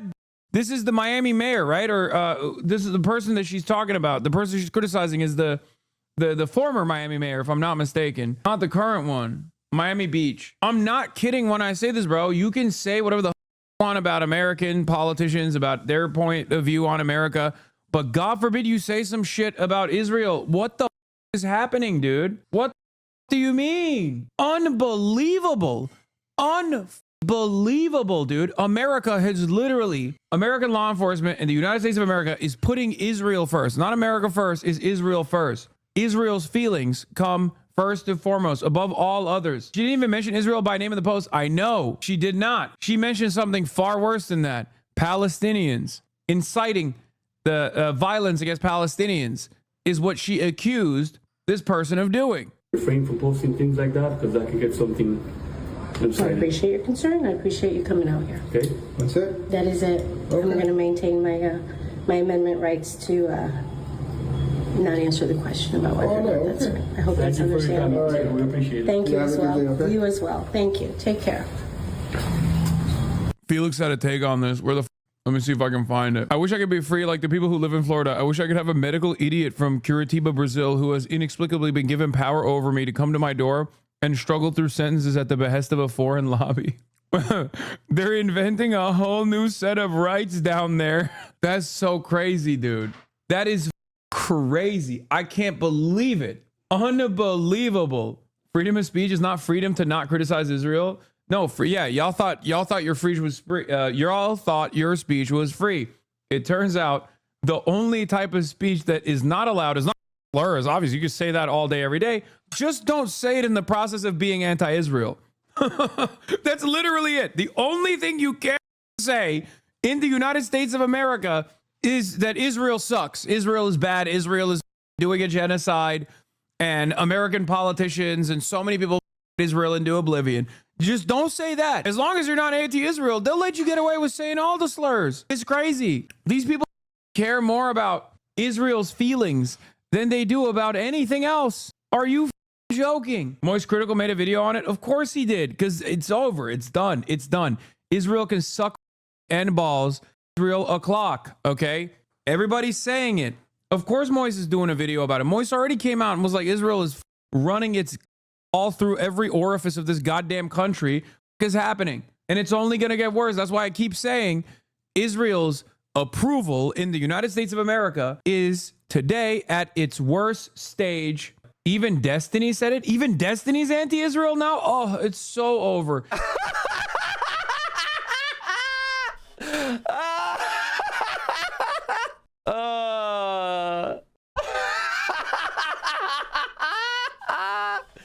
Did you guys see that Destiny is trying to apply like AOC? Like he's like an AOC supporter now. Oh, fuck. That's so complete Mike from PA victory. Complete Mike from PA victory. There's not one position that I held against him 7 years ago that I have repudiated. Not one. He has surrendered on literally everything we debated on. Every single point. He now tries to say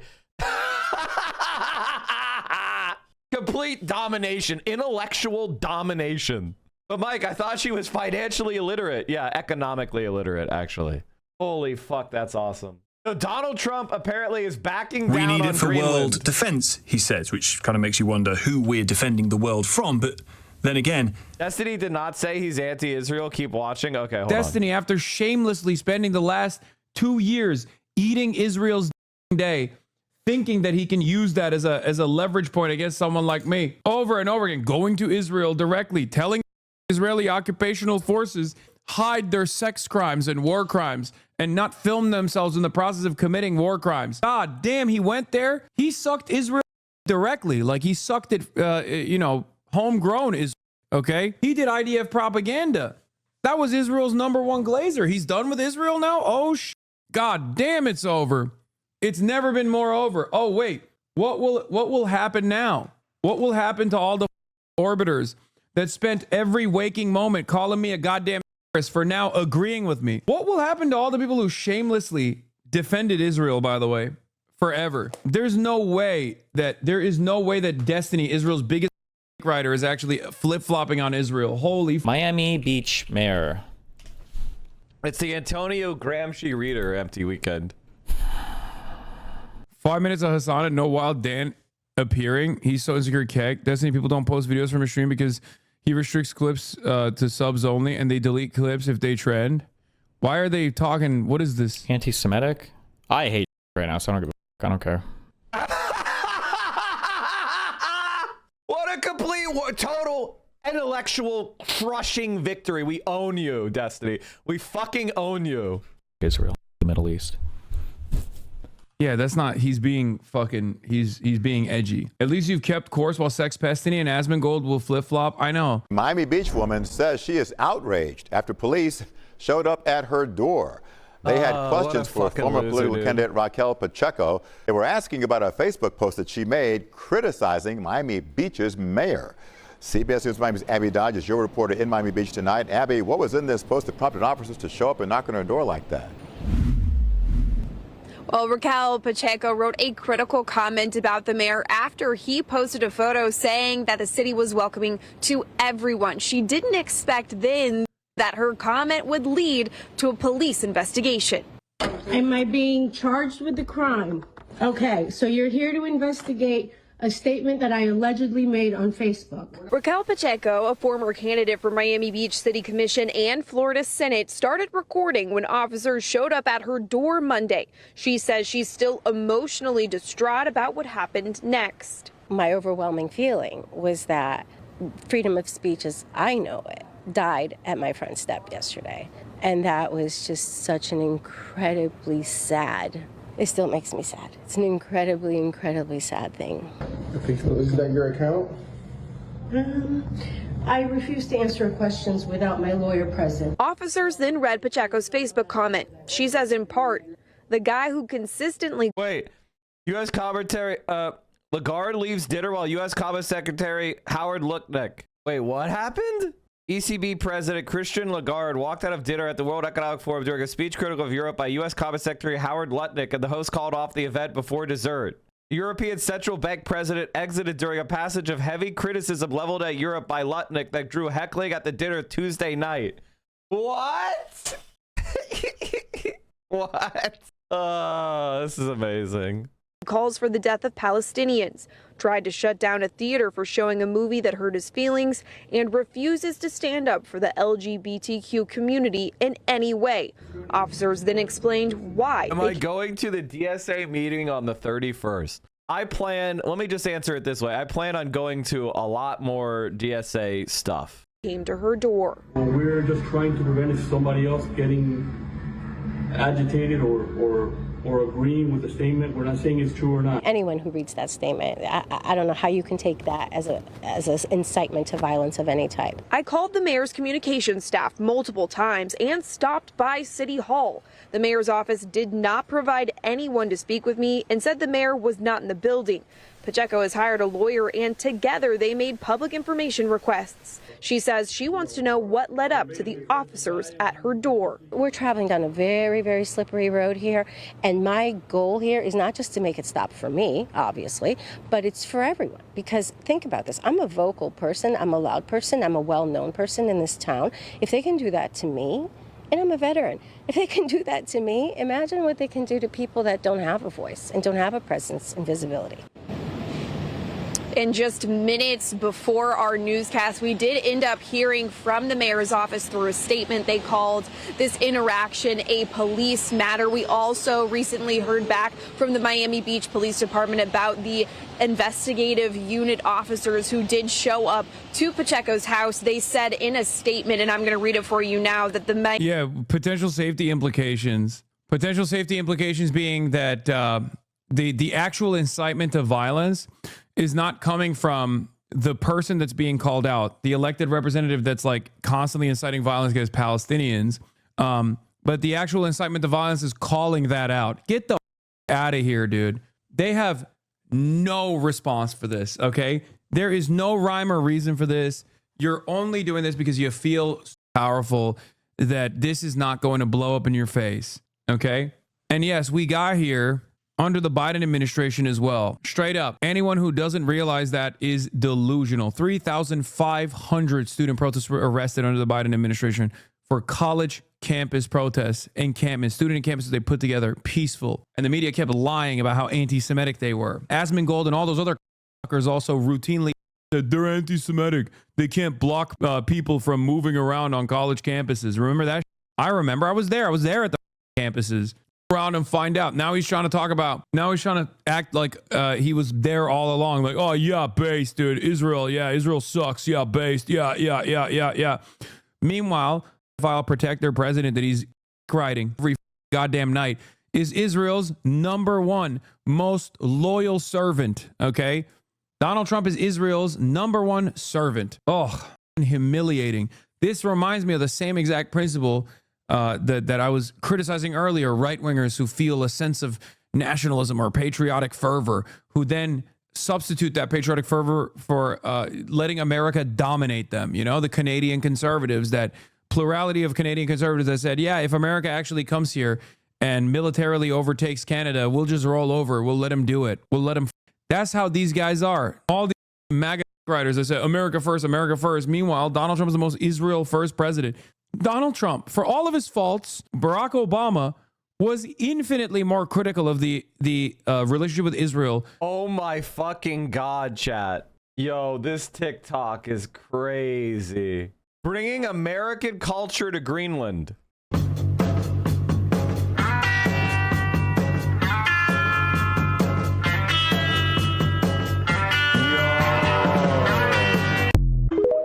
Yo.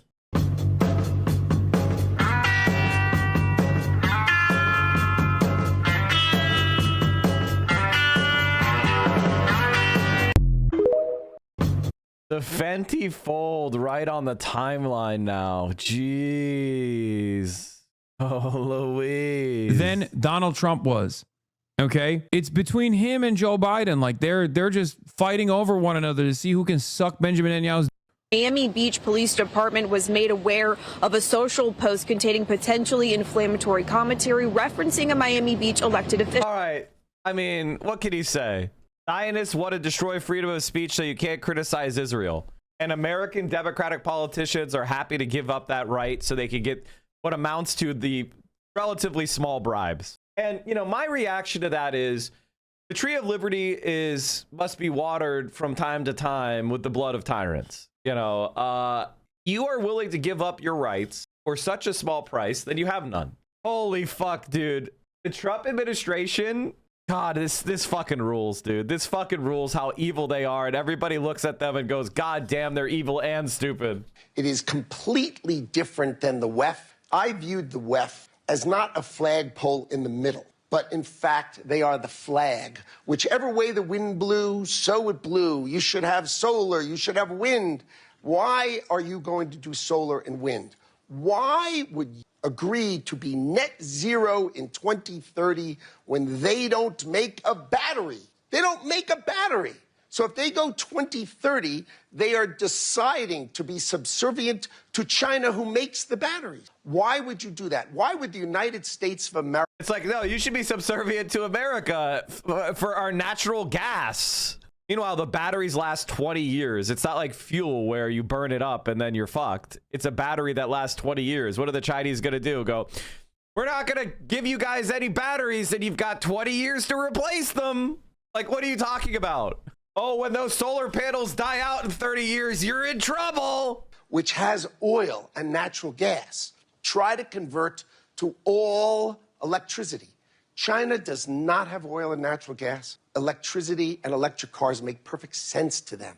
That is practical and logical. Europe doesn't have much either. Like, what? What the fuck? What, does Europe not have wind? Does it not have sunshine? Incredible. Thinking it is completely different than the WEF. I viewed the WEF. God, that's incredible. So you're going to just ignore Copper Secretary Letnick's valid point that the EU, by not making batteries, is making itself subservient to China? No, be subservient to Saudi Arabia! Be subservient to America! Come on! That's only backfired so horribly, it created one of the world's worst recessions from the Arab oil embargo. You don't remember that, do you? God damn, they're stupid. Holy fuck, dude. This is awesome. When the old world is dying... Donald Trump is apparently kind of caving on the whole Greenland thing. He's like, well, we won't use force. And the new world struggles to be born. Now is the time of monsters. Does Greenland have a price? Starmer says he will not yield on his principles that Greenlanders should have sovereignty, and he, of course, is right. But how much of a price do you want to pay for that principle? He literally quoted Gramsci? Wait, what the fuck? We need it for world defense, he says, which kind of makes you wonder who we're defending the world from. But then again, when the old world is dying and the new world struggles to be born, now is the time of monsters. Bro, I just get that Gramsci reader, chat. Get the Gramsci reader. Does Greenland have a price? Starmer says... Also, chat, Minnesota and Wisconsin are getting so cold that trees might explode. So these ice agents, many of them from Texas and whatnot, are going to have to go out on the streets and negative 20 degrees Fahrenheit, which is roughly negative 30 degrees centigrade for you Europeans. Negative 40 degrees in both wind chill. These Texas chuds are going to go outside and they're going to die. This Friday has a wind chill of negative 60. Oh! This is Nazi Germany invading Russia in the winter. Yes. Holy fuck. The EU has suspended their trade deal with the US. Wait, what? He will not yield on his principles that Greenlanders should have sovereignty, and he, of course, is right. But I thought that quote was from Teets. Did Gramsci say it first? I'm 99% sure it's from the prison notebooks. How much of a price do you want to pay for that principle? 10% tariff from next month? 25% from the summer? 30%? 35%? Does Greenland have a price? Should Greenland have a price? Is real estate actually realpolitik? Simon Marks is LBC's Washington correspondent. Simon, decode that. Well, Tom, I think it's really important to underscore that while the headline writers are correctly all reporting that Donald Trump said that he doesn't want to use military force to seize Greenland, I'm not sure that's entirely the same as Donald Trump taking the military threat off the table, because no sooner had he said, I don't want to use force, than he immediately drew the attention of his audience in Davos to the fact that the United States has, he says, the most powerful military on the planet and is commissioning new battleships that he described in great detail that are going to be 100 times more powerful than those that were used during World War II. Bro, the Chinese are going to eat our fucking lunch. By the way, they're already building. They already now have a more advanced amphibious assault ship, the Type 76. They already floated it. It's better than anything that we have as far as that amphibious light carrier role.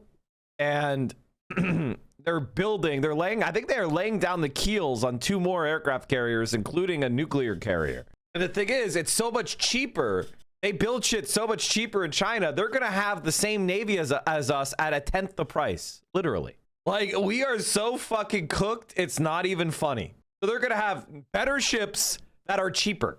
It's so fucking, we are so beyond cooked. Even said to his audience there in Davos, just think about that. And I think he wanted them to think about that in a manner that connected the expression of might is right to the issue of Greenland. Now, he says that he wants immediate negotiations about acquiring the territory. That is very different than what his own Vice President and Secretary of State committed to last week in discussions with the Danish Foreign Minister and the Greenlandic Foreign Minister here in Washington. They agreed to set up a working group with the Danes and the Greenlandic authorities to see if any common ground was possible to identify between the US and Europe. They never agreed to set up a working group to talk about the process of acquisition. And the other extraordinary thing that really struck me, and there was so much of it in that speech, but you know, this claim by President Trump that Greenland is part of North America. It's our territory. This complete retelling of World War II history, that somehow Greenland was American at the end of World War II, and presumably either FDR or Harry Truman made the great mistake, presumably Harry Truman in his mind, of giving it back to the Danes. But this idea that it's our hemisphere, this is our territory, is an extraordinary assertion that European leaders are going to have to find a way of trying to disabuse him of. I mean, there is far more of a claim by Russia on Ukraine, especially the eastern states, than the United States has on Greenland. It's not even close, right? Like, there was a population of people that were being oppressed in eastern Ukraine. There was a population of people that wanted to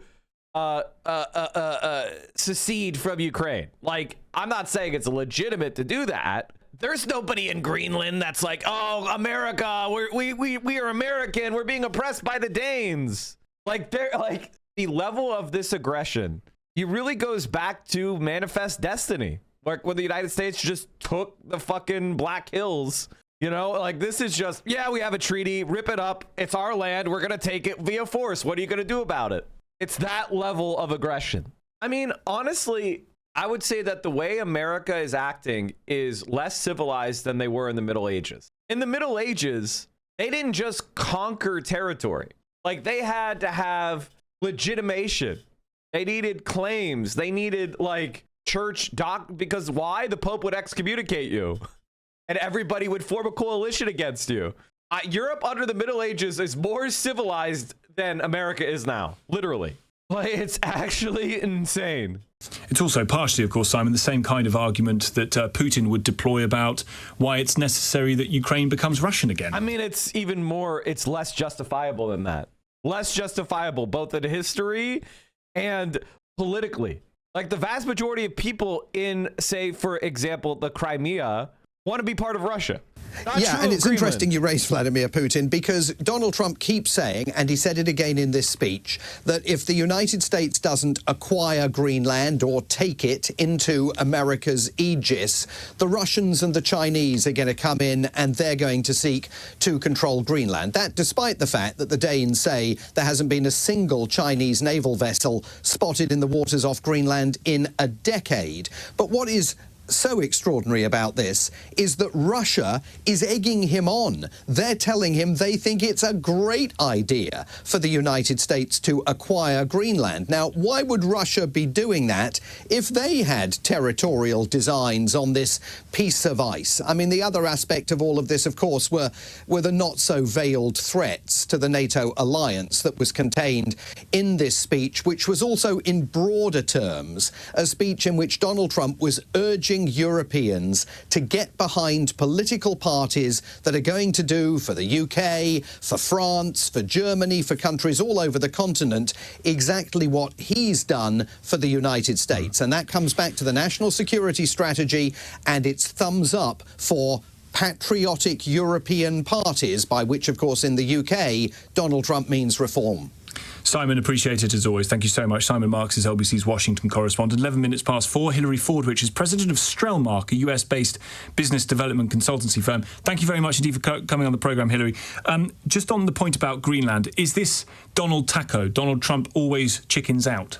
Well, good afternoon, Tom. And I don't know if he chickens out. I do think anyone who's read Art of the Deal knows more that he does go in strong and ends, because he goes in with a strong stance, he ends up really getting what it is that he ended up wanting. In the end, ends up getting what he intended to in the first place in the end. I think that's more it. I wouldn't refer to it really as chickening out. And I do think all the peace agreements he's made weren't chickening out. I think what he's doing for the US economy isn't chickening out. What he's done for the price of oil isn't chickening out. And I don't think this is somewhere where he's going to really chicken out. I will say, after listening to Simon there, I will say I'd ask any British taxpayer, German taxpayer for that matter, French taxpayer, Swedish taxpayer, Norwegian taxpayer, how about you spend 2% of your GDP defending the US southern border? And they'd say, what? And can you imagine, Tom, you wanting your tax dollars to go to that? Tax pounds go to that? No. Whereas the American taxpayer has been mainly funding NATO. And I do think that one of the things President Trump is correct about is, if it was not for the US, probably, most of the UK would be doing the goose step now, and all of Europe. And, look at what's happened in the Second World War. The US are pretty late in entering that. But anyway, Hillary, let's not relitigate that history. But listen, I think the argument about EU contribution to NATO is one that has been made by most US presidents for decades. It's just Trump is making it with the threat of leaving it. Yeah, since Kennedy, that's what US presidents have been saying. They just didn't do it. Well, I don't think Obama mentioned it, but they really haven't done anything about it. So I think it has been consistent in terms of the US, and it has been pressure from the American taxpayer, who sort of, those that are aware of what's going on in the world say, what on earth are we doing this for? And I think it is good that we're part of NATO. I think the US should spend money, and I think the US should contribute, but not more than a greater percentage than European nations. And yes, Simon was absolutely right, or somewhere else I heard that, obviously the US is a vast economy, so dollar-wise, actual funding-wise, we would always be giving more, but not percentage-wise, and that's the big issue. So I think President Trump has a lot of things that he's absolutely correct about. On Europe and Britain broadly, he says that we are going in the wrong direction, that Europe is unrecognisable. What do you think he meant by that? I think I know what he meant by that. Well, one of the things you can ask, Tom, why don't you ask every 45 minutes, a millionaire leaves the UK. Why don't you ask them what they think and why they're leaving? It's not just to do with taxes.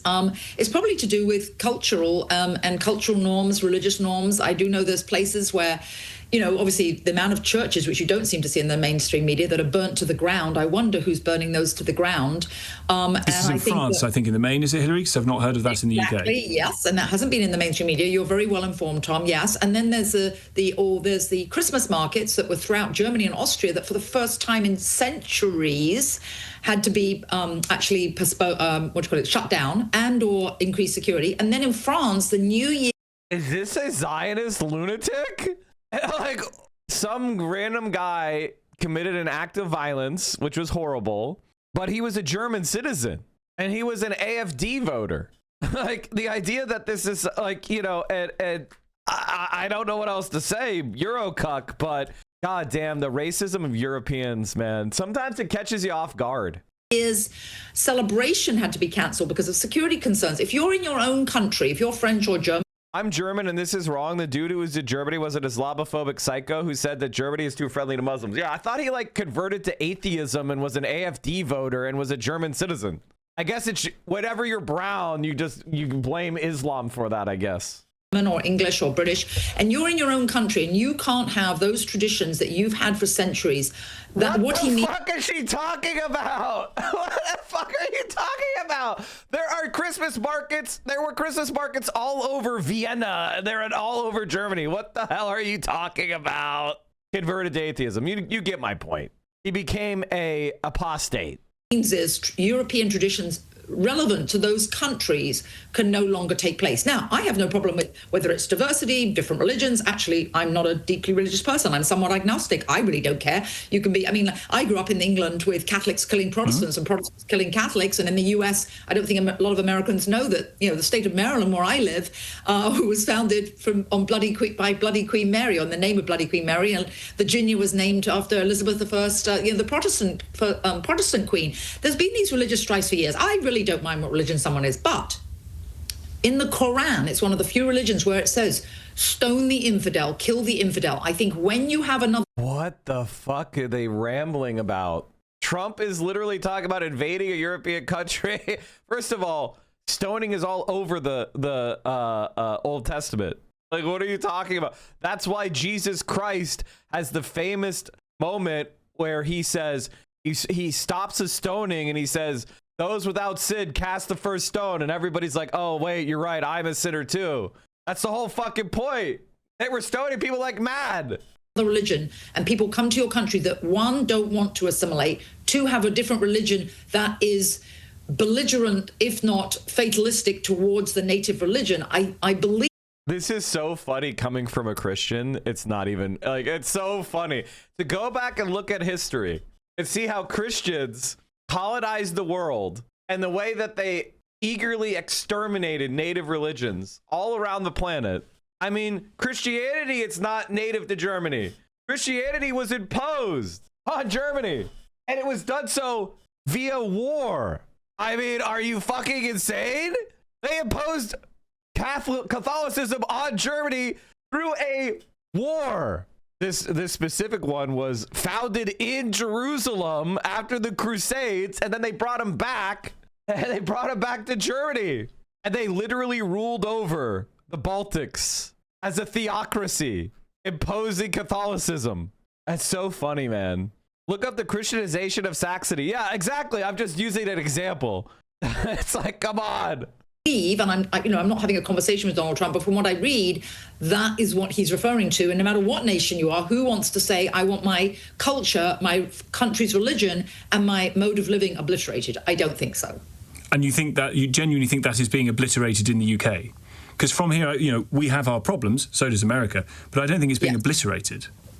I don't know. I think where you've got your major cities where there is a Sharia court, eventually will there be Sharia law?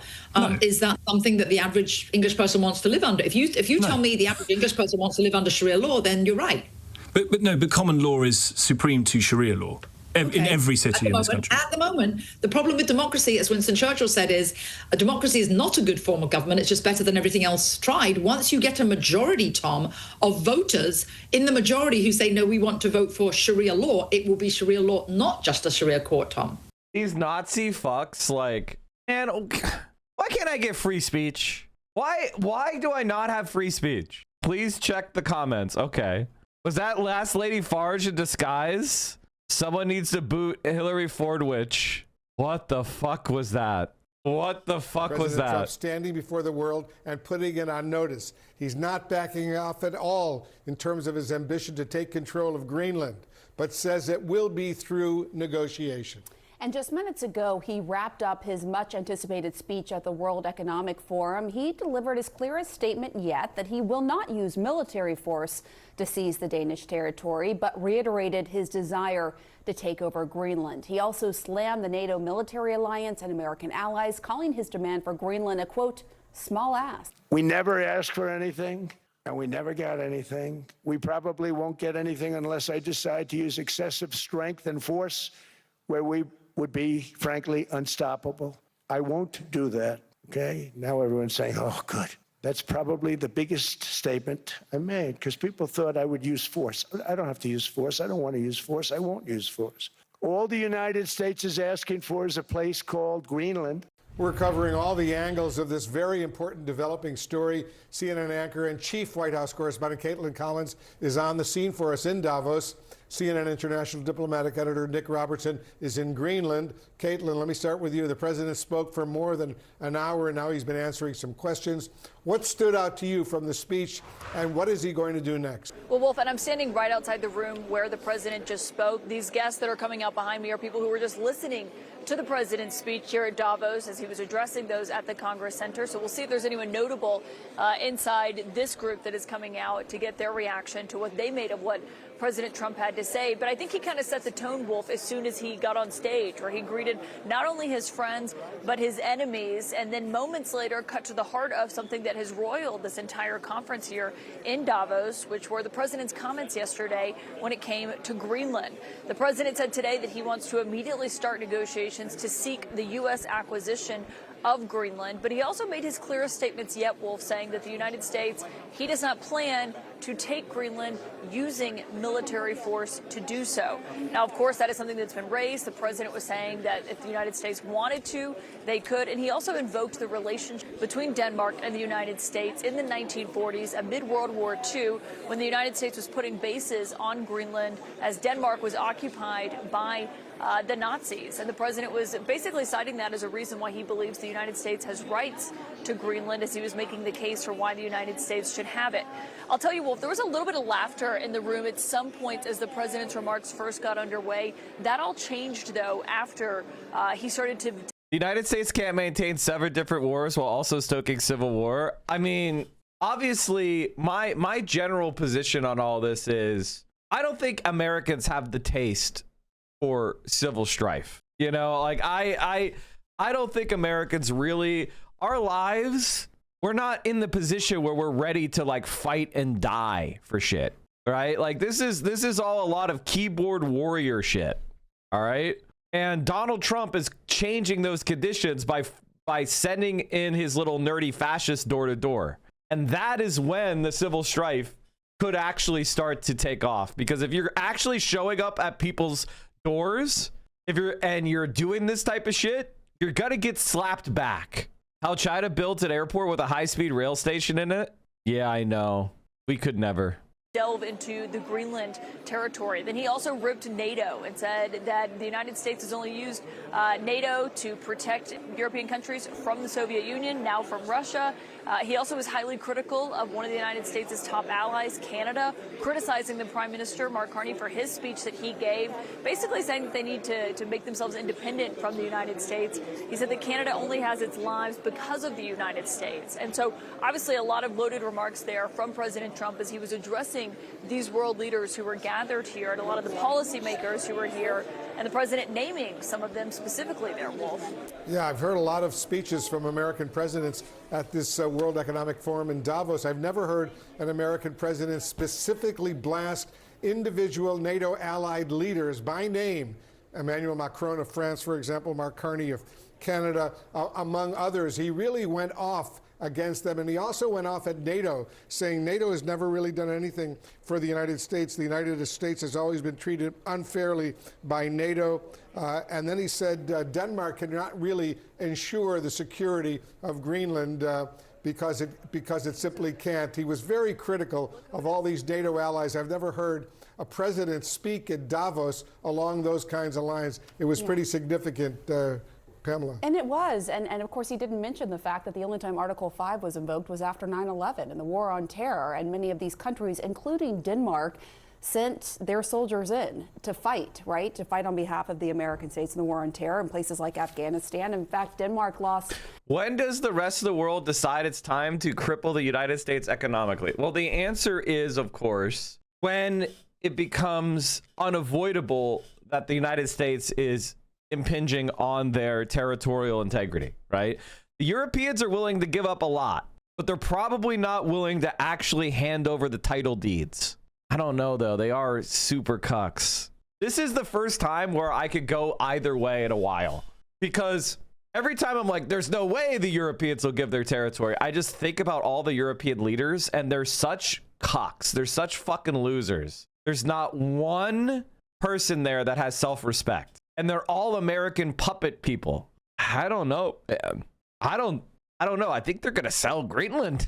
I could see it. I could see it happening. I don't know. This is one where I'm not sure, because it's like, It's so unpopular among Europeans, but they are such cucks. Is one of the highest per capita losses of soldiers in that war compared to other countries. So that context was missing when he said that NATO has never done anything for the United States. I want to bring in our Nick Robertson and hear what you thought about this speech and what are you hearing there on the ground in Greenland about it?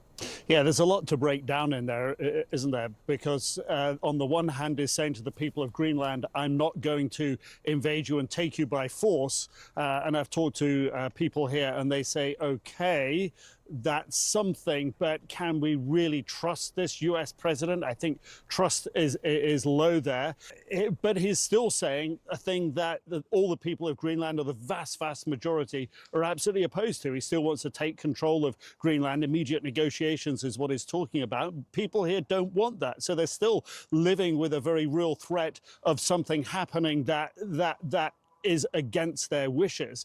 And then the other thing that people have told me here is, well, how much are the Europeans going to back us up? And this has sort of been a background concern. See, the thing that people are not understanding is that NATO is why a lot of the people that are in power in Europe are in power.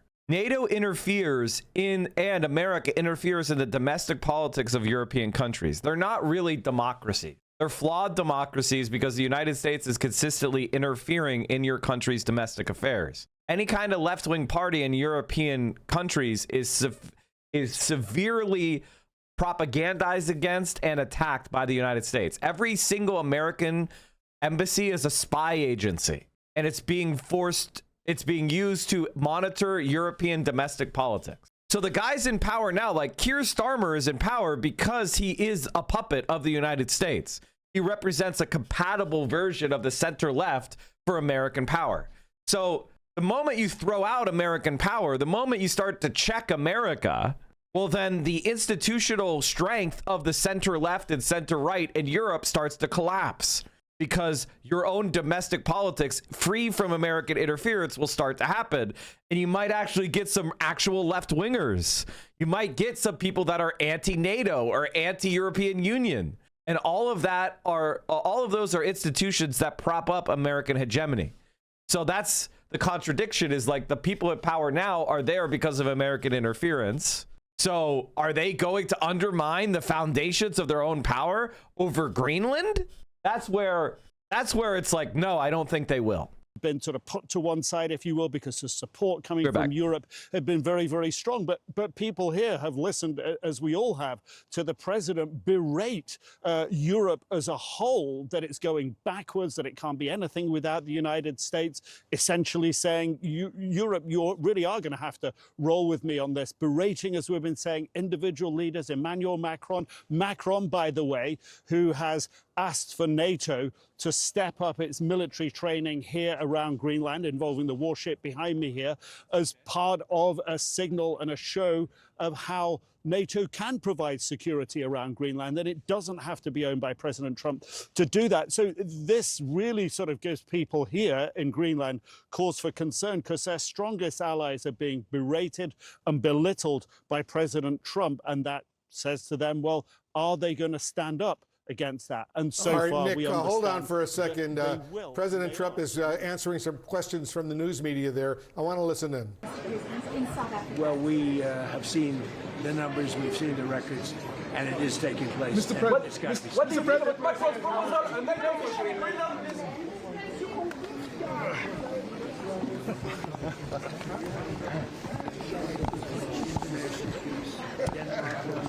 safer to do what we have to do. We're going down.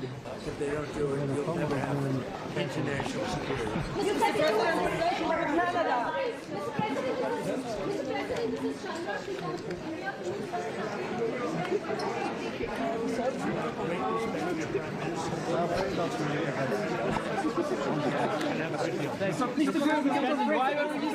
All right, so there you see the president. He's walking away from where he was speaking for well more than an hour at this Davos Economic Forum in Switzerland.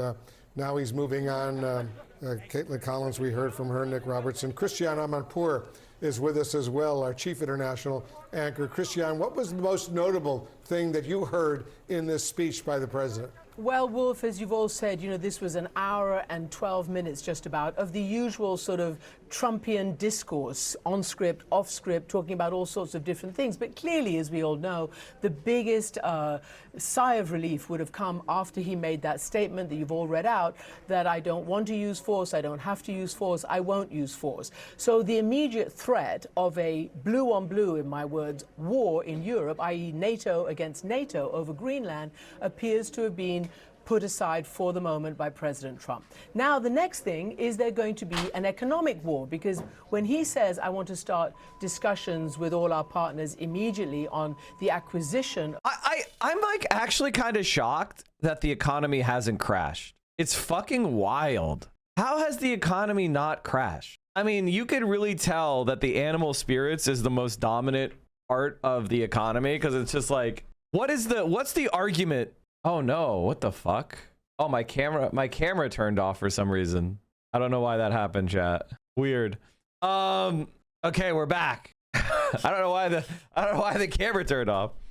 Because no one, I mean, it's just, Mike, how much of this is Peter Thiel wanting to build his pedo sanctuary? They're still mad that they lost St. James. It's just the job market sucks.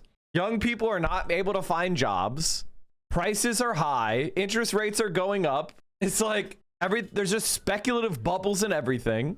Of Greenland. That is a sort of a follow-up or a preamble to what he's already done, which is threatened economic tariffs on Britain and other European nations that doesn't want to go into this business of trying to offer Trump the issue of Greenland. So that he didn't mention tariffs in this speech. So is there going to be some kind of economic punishment towards those Europeans if they don't come up with the goods? And for his part, the goods mean giving us control of Greenland. You know, he distorted history a bit when he talked about owning Greenland back in the Second World War. It wasn't owning Greenland. It's very true that the Americans stepped up their military presence there and at the height of the Cold War, but it was always in treaty with Denmark, and that sort of, you know, went its way when the Cold War ended. So yes, there are security issues. Christian, the Europeans want Christian, to make hold sure on for a second. I discussion. hate to interrupt, but Caitlin Collins got some news. Caitlin, you got a guest. Yeah, well, thank you so much for standing, obviously, outside the room. And I would love to know what you thought of the president's speech, given you were... Gold and silver are trading like meme coins. Anyone with the brain and wealth is dumping out of US dollars. They're pumping billions into the banks through repo to keep them from collapsing. This shit is a nuclear bomb awaiting detonation.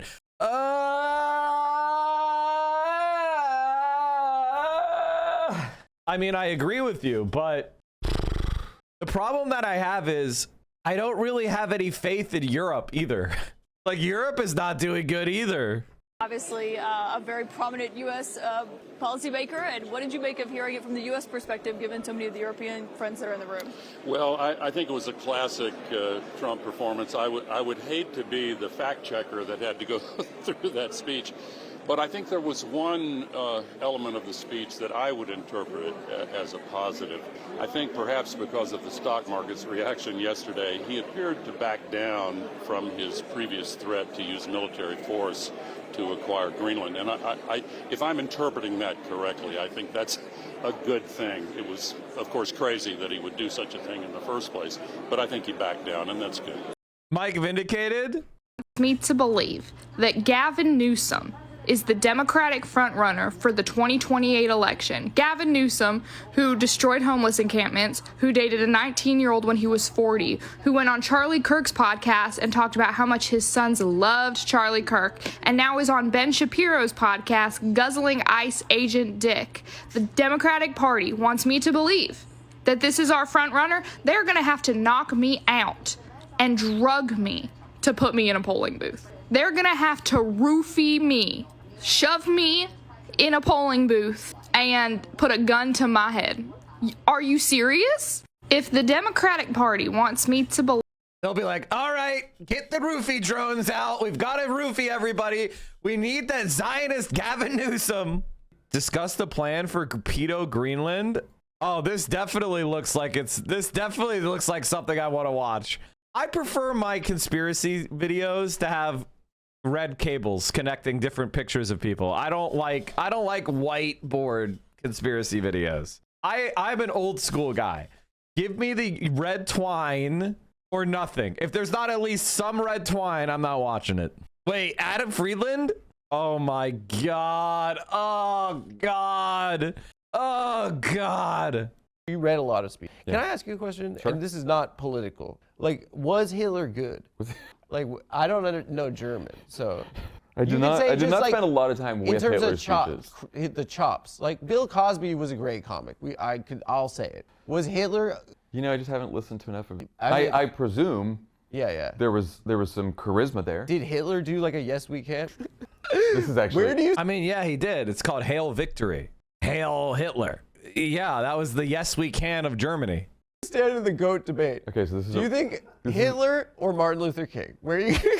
This is a good. You've been a Hitler guy for a while. You read a lot of speech. Also, can I just say, like, you should know what Hitler said. That's called being educated. There's something so embarrassing about how Americans will be like, I don't know what Hitler said. I don't know what Stalin would say. I don't know Mao. I don't know Hitler. I am uneducated. Like, these are some of the most important figures in history, and you don't know what they said. You don't know what they argued. It's like people are strict Catholics and they refuse to read from the banned book list or something. If you don't know what Hitler argued, you're not going to be very good at preventing the next Hitler because you're not going to recognize Hitler. According to Asmongold, he understands human psychology over articles and books. Have you guys seen what they're doing over there on the alt-right? Have you guys seen what they're doing over on the alt-right? Hold on. It's fucking hilarious. They've created an AI character called Amelia, which is a white woman with purple hair.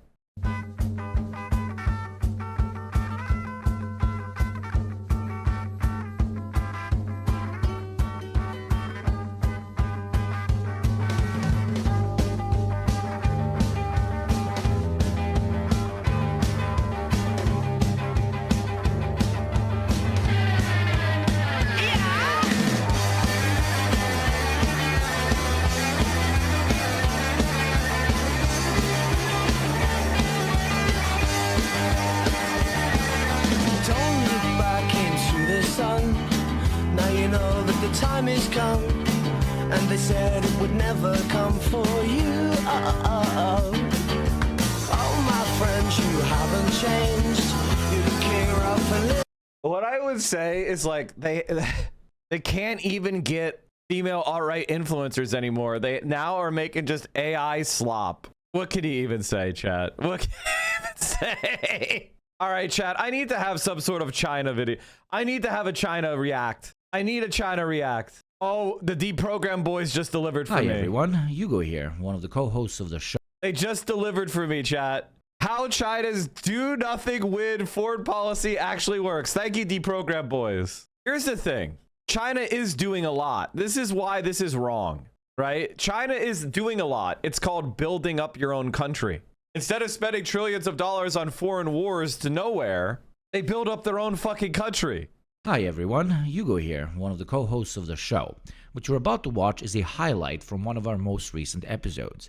To get access to the full version, receive 2 exclusive episodes a month, get every episode 1 week early, and help us stay as independent as possible, support us on Patreon through the link. Now enjoy the show. And we all here understand, the brilliance of the do-nothing-win foreign policy tactic of China. But we too must admit that if the opponent actually successfully carries out their clandestine operations abroad time and time again, our sphere of influence risks remaining minuscule in comparison to the big guy. TLDR, how does what happened to Venezuela, what is currently happening in Iran, what is potentially going to happen all over South and Central America and maybe fucking Greenland, how does that impact the global anti-unipolarity movement in your view?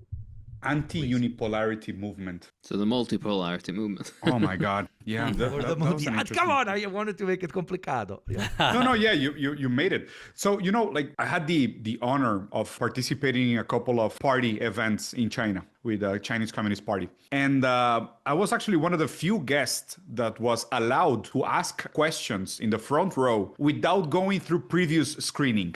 Wow! So Either they knew everything about my browser history of pornography, or they knew me dumb enough to not ask any harmful questions. So regardless, I trust in the party more than I trust in myself, so no problem.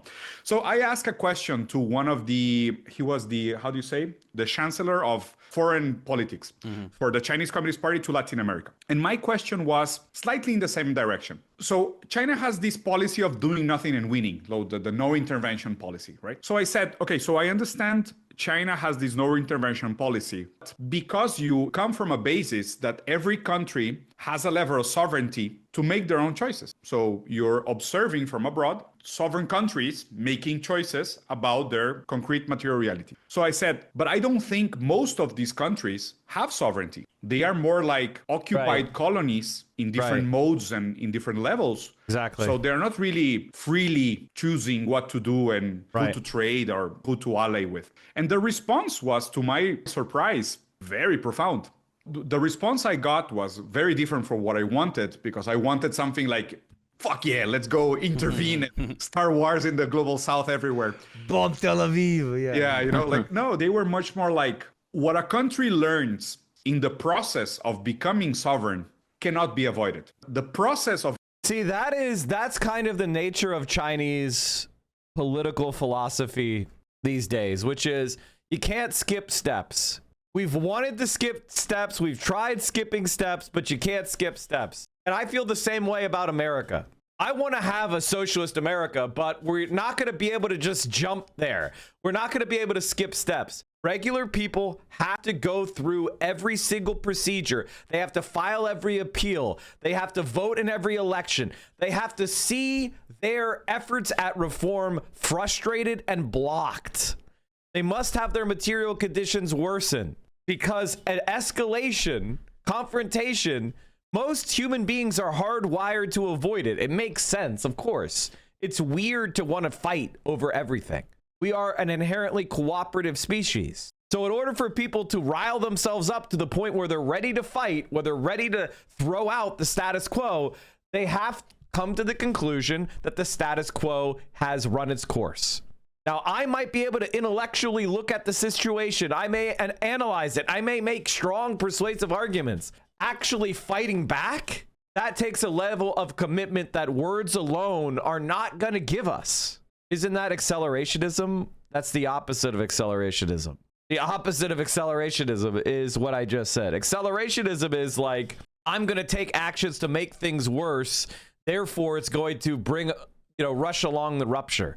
And I'm saying the opposite, which is we have to let people take all their attempts at reform, all their attempts at concession, all their attempts working through the system, and they must be frustrated and they must fail, and it must be unambiguous, the failure, in order for people to become disillusioned enough to reject the system at its core and focus on more radical solutions. And what China is saying with their foreign policy is the same, which is, if China tried to rush around and oppose the United States everywhere confrontationally, like the Soviet Union did, they would almost certainly be seen as colonizers, as imperialists, in much the same vein as the United States.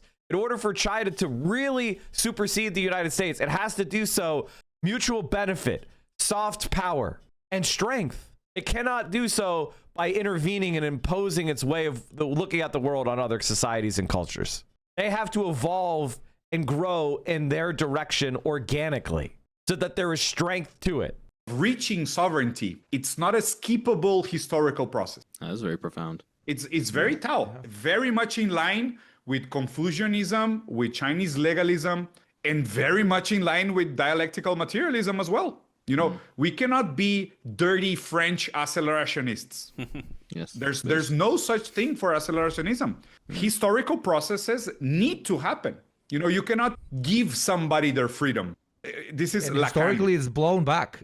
Yeah, we've done that. We've tried that, and that's one of the main criticism here in the show, that we throw out the Soviet Union and so on. Exactly. And we can even go back to Spinoza or Lacan. No, Spinoza used to say, why do people fight for their slavery as if they were fighting for their freedom?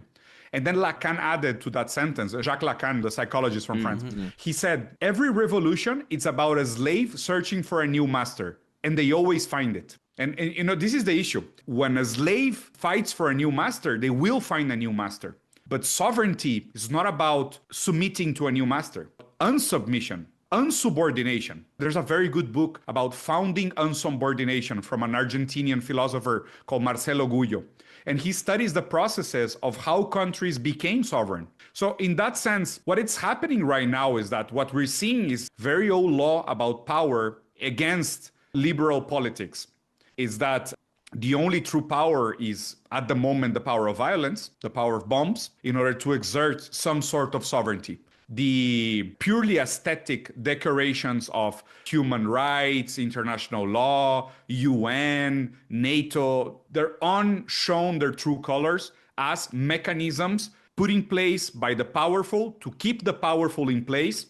It's like a net. And that's what Mark Carney just said. Like, if we go and we look at Mark Carney, and I'm going to pull it up, but Mark Carney said that so much in so many words. He said those were pretty little lies. They were pretty little lies. And we all understood that the international law and protections only applied to the allies of the West. But Donald Trump is ripping off that veneer, and he's showing those institutions don't even protect Europe. And that is a rupture. And so we need a new system.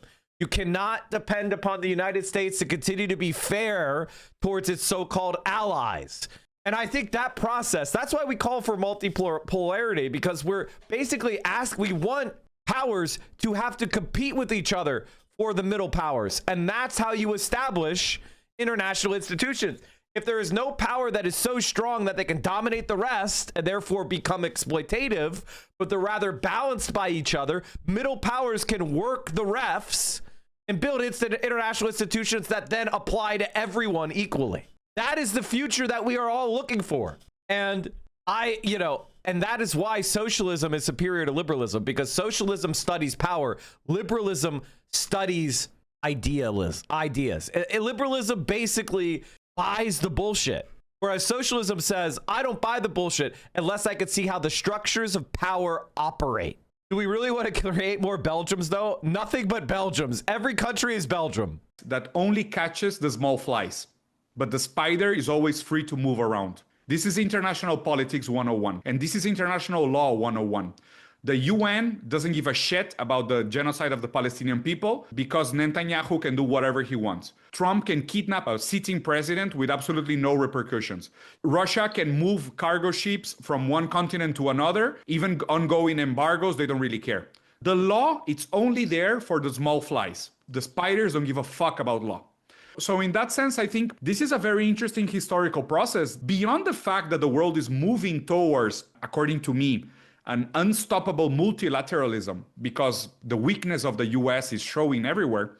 I think what is most important of this geopolitical moment is the crumbling of international political institutions and the absolute lack of legitimacy in democratical processes. The faith in democracy is fucking gone.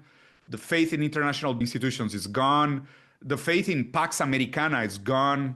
This is the time for prophets. As philosophers, as critical thinkers, we should be studying religion at the moment, but not as nerdy shit theologians. No, we should be studying millionairism and end of the world tales, because figures like Nick Fuentes and Tucker Carlson, these prominent figures are the leaders of the future because they understand people are so desperate and times are so shitty and there's nothing for us to grasp onto that we will become highly religious again. This is the time for prophecies. How do you imagine left-wing version? Well, I mean, I gotta tell you, like I would modify that, and I would disagree with Diego, and I would say I don't think America is actually weakening in the sense of like falling apart objectively. I think what's happening is that China's growth, it's like a tree whose roots have grown so much it starts to make the sidewalk become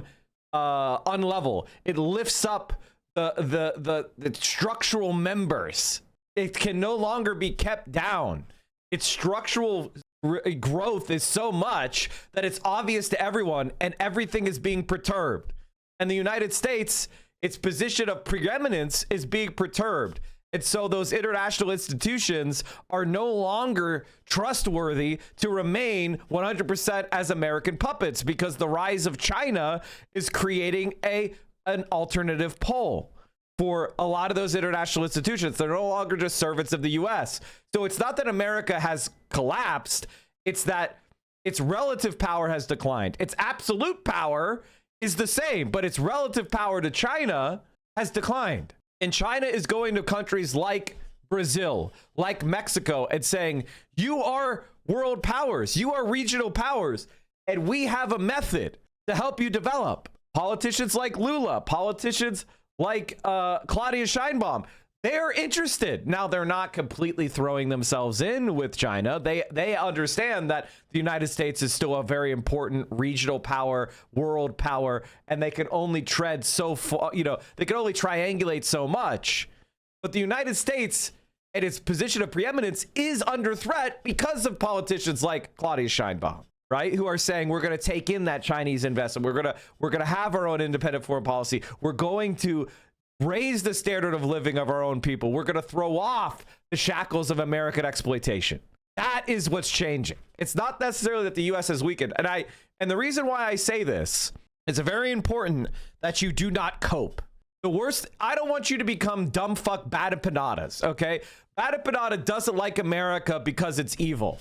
And he has just world fallacy brain, which is America does evil shit, therefore America will lose. That is not the case. Okay, that is liberalism. That is a kind of theological belief. Evil does not mean weak. And so the United States of America needs to be contained. And the United States of America needs to be seized as soon as possible by people like myself, or AOC, or Bernie, or Zohran Mamdani, or Hassan, or hopefully people to our left. But the power of the United States is incredibly strong, and it would be foolhardy to think that that is not the case. Version of Nick Fuentes or Tucker Carlson, for people that believe, in dialectical materialism and so on, how could they restylize themselves as political prophets? Don't use the word believe in dialectical materialism. I know you didn't intend it that way. Exactly. I know. But idiots here. It's like when we mentioned. Sorry, the nagging voice in the back of my head is like, you can't skip over historical processes. I agree, but we don't mean it in a Menshevik take that you cannot make. That's not what we mean. Right? Exactly. All right, chat. Vio has made me blueberry pancakes. Wow. Thank you. Looks good. Oh, so you hate waffles? All right. Well, was I fast? Was I fast enough? Did we drop? Okay, my computer's still booting up, chat. So the waffle lovers turned off the computer. The waffle lovers said, I can't believe you got pancakes, so they turned it off. All right, everything broke. Let's see what we are. What was I saying? What was I saying? All right, look at that. And by the way, everybody refreshed, so now I have 6,480 viewers. Don't you like how Twitch is dumb as fuck at the way that they count your viewership and they cram it down? Isn't that amazing? It's like every other platform, they're like, if anybody clicked on the stream in the last hour, they're a current viewer. But on Twitch, they're like, we're gonna push down your viewership a few thousand below what it actually is. Because why not? Okay, give me a second. Also, congrats on being a 6K Andy now, moving up in the Twitch space. Me moving up in the Twitch space? No. I am not moving up in the Twitch space. I'm moving up in the viewer space. Those are very different things. Those are very, very different things. Moving, not mewing up. I don't know how to mew, chat. I'm not a mewer. Also, is my audio working? Hi, everyone. Oh, it is. Fuck yeah. Cam froze it again? It's not. It is not. Okay, what was I saying? All right. And so the reason why Nick Fuentes and Tucker Carlson have become prominent on the right wing is because they talk like dumb right wingers. And we are in the period of populism. We are in the period of people deciding to watch someone who is saying things that they like to hear, and where intellectualism and credentials have less value than ever. I mean, I'll give you a perfect example, and this is true everywhere. I mean, you have, like, literally, for example, the right has Asmongold, who says, I don't even need to read any books. I just go off my vibes. Basically, my feelings are better than your facts. And the centrists, you have Destiny, who is a dropout who has never had a real job, and he presents himself as the super genius guy. And on the left, I mean, you have people that were fans of Kamala Harris. Like, come on. Being intelligent, having an understanding of politics. He cleaned carpets, not that long. He never really had a real job. I mean, he got fired from his job at a casino. He worked part-time at cleaning carpets while he streamed, and he was a semi-pro. He wasn't even a professional StarCraft. He was a semi-pro. Tim Pool dropped out of school Tim Pool is literally a high school dropout. Ben Shapiro is a failed Hollywood screenwriter. So basically, people are not watching people based on their track record of analysis or their education or their credentials or anything like that. They're watching it because of a parasocial connection, vibes, things like that. And so how does the left exist and successfully prosper in that period? Well, we have to be in touch with the masses. We have to be saying the shit that regular people are saying, which means we need to be leaning into dark woke. We need to lean into dark woke. We can't let Gavin Newsom be more anti-Republican than us. We have to be even more viciously anti-Republican. We can't walk around going like, oh man, these people have false consciousness and I feel so bad for them. Oh, the poor white working class, they're just fooled by Trump and I feel for them. No, make fun of those fucking gap-toothed morons. Make fun of them for being dumb as fuck and getting scammed by Trump. Make fun of them for the fact that Donald Trump is a pedophile. Hey, I have gap teeth. Me too. And what separates us from the centrists and the right is we're actually going to make their lives better. Zoran Mamdani, he went hard against Cuomo. Did you guys see the primary? Did you see the debates? He was like, this guy's a fucking sexual assaulter. This guy was going after people's gynecological records. This guy's a fucking murderer of grandma.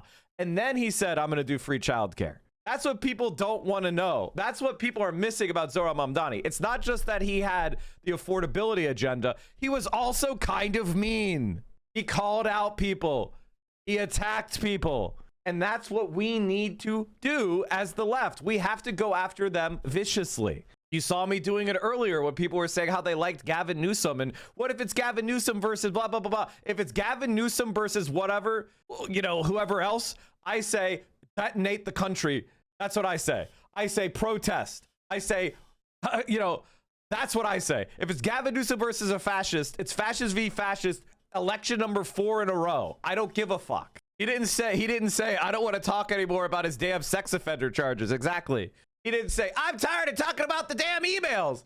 Bernie Sanders would have won in 2016 if he said Hillary Clinton violated the law with her illegal email server and she's facing investigation by the FBI. And if we put her against Trump, she might lose.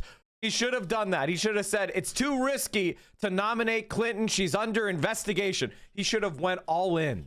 Chad, if you get a 6-month sub, you basically don't even notice it. Just one payment today and sit back for 6 months. Then it'll auto renew at that time and you've already paid. Sit back for another 6 months. So true. All right, let's keep going. Don't use the word believe in dialectical materialism. I know you didn't intend it that way. Exactly. But idiots here. It's like when we mentioned. Sorry, the nagging voice in the back of my head is like you can't skip over historical processes. I agree, but we don't mean it in a Menshevik take that you cannot make. That's not what we mean. Right? Exactly. Yes. Let's go step by step. So first, I think I've said this in the program before. I don't really believe in the left-right division. I think this is highly unuseful for the current state of politics worldwide. I think the division has always been capitalism versus communism. I believe left and right is within the liberal spectrum, and even left-leaning political models at the moment, they still rely on private property of the means of production and a welfare state, which it's an 80s idea, which peaked at the 80s. And since the 80s has nothing but bad results everywhere. You have to be either Norway or Finland and have a reservoir of natural resources or a colony in Africa to sustain a welfare state. So left-wing politics, for me, it's over since the 80s. I don't really make that distinction between left and right anymore. I do believe that the ghost of Marx is full on back because of the success of China. Yeah. And I think Maoism has a lot to teach us as a revolutionary historical process. that it's not directly replicable, but it's highly educative for the Global South. Because the Global South has no other sovereignty example beyond China. The Global North has some, South Korea, whatever. But the Global South, we have no example, no functioning example beyond China. So China is our example to be studied, not to be replicated, I have to be very clear, but to be studied. In that sense, what I'm actively working on by studying the political formation of China, especially Deng Xiaoping and Mao, of course, as an extension, is that we have to find our way to develop our productive forces, to develop our power to withhold and extend violence, develop our nuclear programs, and aspire to sovereignty. Only in that sense, then we can have national projects, political projects, emancipatory projects, humanitarian projects. Only that way, because at the moment we know that via democratic left and right bullshit politics, at the most we can aspire to be loyal servants to the US as long as we don't interfere with their geopolitical agenda. That's it. I mean, I feel like he's being excessively conclusory, which is something that I hate. I hate when people do. Like, here, I'm going to disagree with Diego here, because the period of time where you're talking about models that fail. Models fail based on certain conditions. There is not one universal panacea right answer for all conditions and all situations and all positions. Like, that's not the case. Like, China rose the way that China rose because the Communist Party of China was making pragmatic decisions based on changing geopolitical circumstances, and they managed to make all the right calls, or enough. They were correct enough to maintain their power. And now they have a model of like, hey, state-owned enterprise, you know. But the reason why they were able to develop is they had access to the world market and trade. I don't know that a similar left-wing project is going to have the same access that China did. Maybe China, as a geopolitical anchor, is going to allow more left-wing polities, like, for example, Claudia Sheinbaum, to do better, where they might have been completely contained and cooed in the 90s and 80s. You understand what I'm saying? Like, with the existence of China as a geopolitical force, maybe it makes somebody like Claudia Sheinbaum more viable in Mexico. Here's what she said today. Porque el concepto de libertad de la derecha es muy cuestionable. She said, let me start this. God, I hate Twitter. Like, look at this. Oh my God, dude, what is going on with this? Anyway, she said the right wing's concept of freedom is very questionable because they talk about market freedom, which, by the way, Mexico has free trade, but market freedom with wages that don't even allow you to buy the basics. What kind of freedom is that? That's not freedom. And we defend freedom, all freedoms. Freedom of expression, freedom of assembly, freedom of communication. But we work for the well-being of the people. And we believe and are convinced that the state has a very important role to play in defending the rights of the people. The right wing thinks there are no rights. That education is not a right. That healthcare is not a right. That access to housing is not a right. That a living wage is not a right. They think the market is going to solve everything. And Mexico already lived through many years of neoliberalism, which only led to more poverty and more inequality. And it didn't strengthen the rights of the people. On the contrary, it left young people abandoned so that they had neither jobs nor education. ICE shooting in LA? Oh, fuck. We do want to share with you some breaking news that we're learning here right now. We're getting two different perspectives here. Let's take you out to this one. This is coming out of California.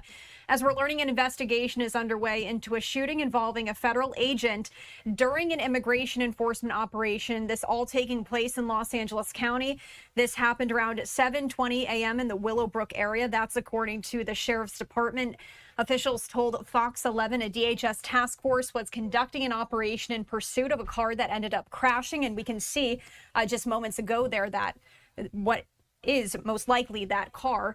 And when agents approached that car to detain the suspects, shots were fired and the suspect was not hit. So, okay, we're getting a better look here now of that car as the camera is panning around. This is coming from Sky Fox. We also do have another angle that I'll show you here in just a brief moment, but roads are blocked in the area of Mona Boulevard and 126th Street, and traffic is being diverted as this investigation continues. And here's another look that we do have coming in here to our newsroom as well. Some more information. We do know the shooting involved personnel from U.S. Customs and Border Protection who were conducting a targeted enforcement operation. Following the discharge of weapons, a white sedan was found at the scene with a busted windshield, front-end damage, and deployed airbags, suggesting a collision or forced stop took.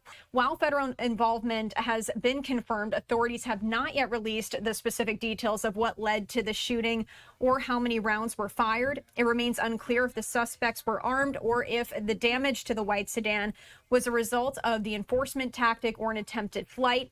Federal agencies have not yet identified the suspects or the specific nature of the immigration charges they were facing. So once again, here's another live look that we do have just coming in.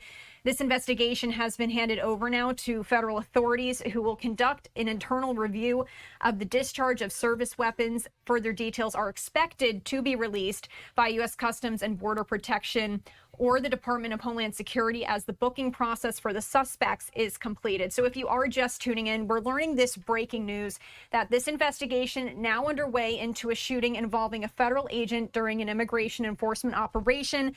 Once again, this all taking place in Los Angeles County. This happened just a bit earlier this morning as we are getting these two live feeds that are coming into our newsroom here.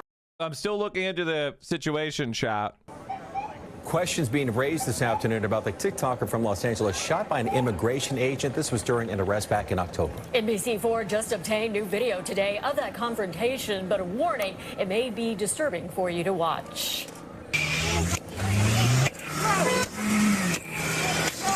Hey! Hey! Párate! Over the weekend, a judge decided to drop the case against the man sitting in the car. He goes by Richard L.A. NBC4's Carmen Dickerson has more on what comes next. Block them, block them, block them. This is the October 21st incident that started as an attempted immigration arrest of a popular...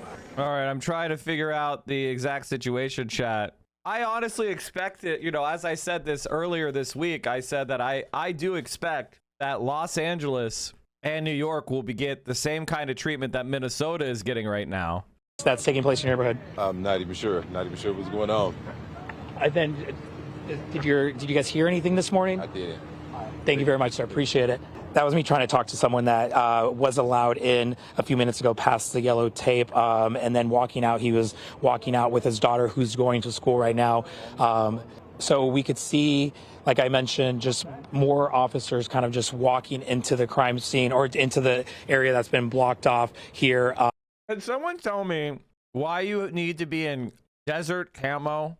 This is just LARPing. This is literally LARPing.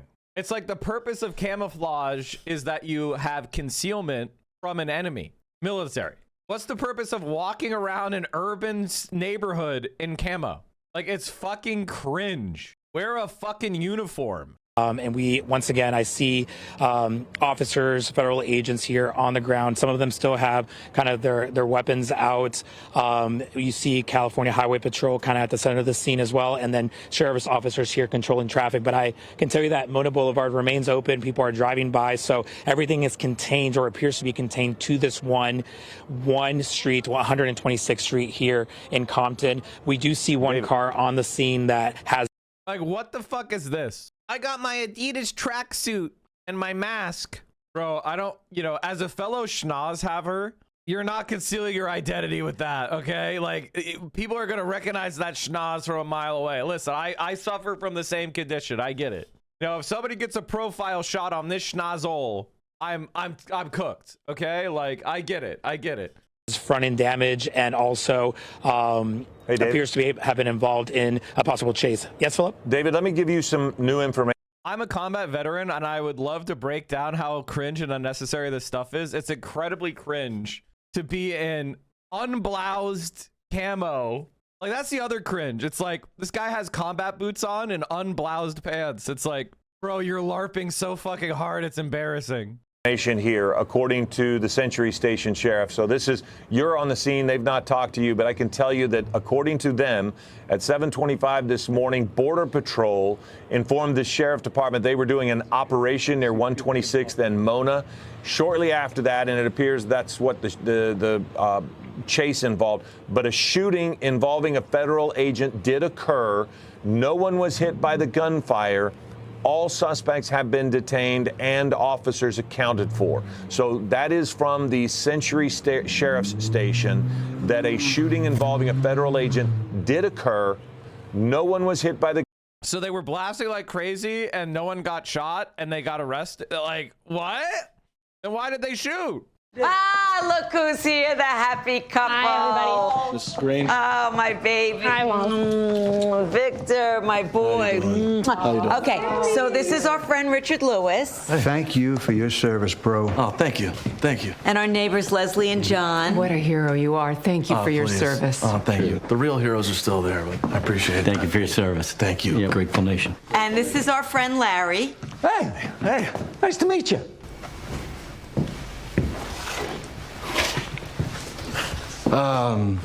Yeah, it's, you know what? I'm gonna excuse myself. Victor. What's... You didn't thank him for his service, asshole. They thanked him. 3 people thanked him. Why do I have to thank him? Fuck, how hard would it have been? Thank you for your service. Does everybody have to thank him for his service? Now you've ruined everything, Larry. I'm making all this delicious salmon, and the whole night is ruined. Are you sauteing that? Yes. Would you mind broiling mine? Is that a face? Get the fuck out. Leave. Okay. Thank you for serving the hors d'oeuvres. Thank you for being a very good manager. Thank you for coming over in this brisk weather. Thank you for leaving. We like Larry. All right, so they were blasted for no reason.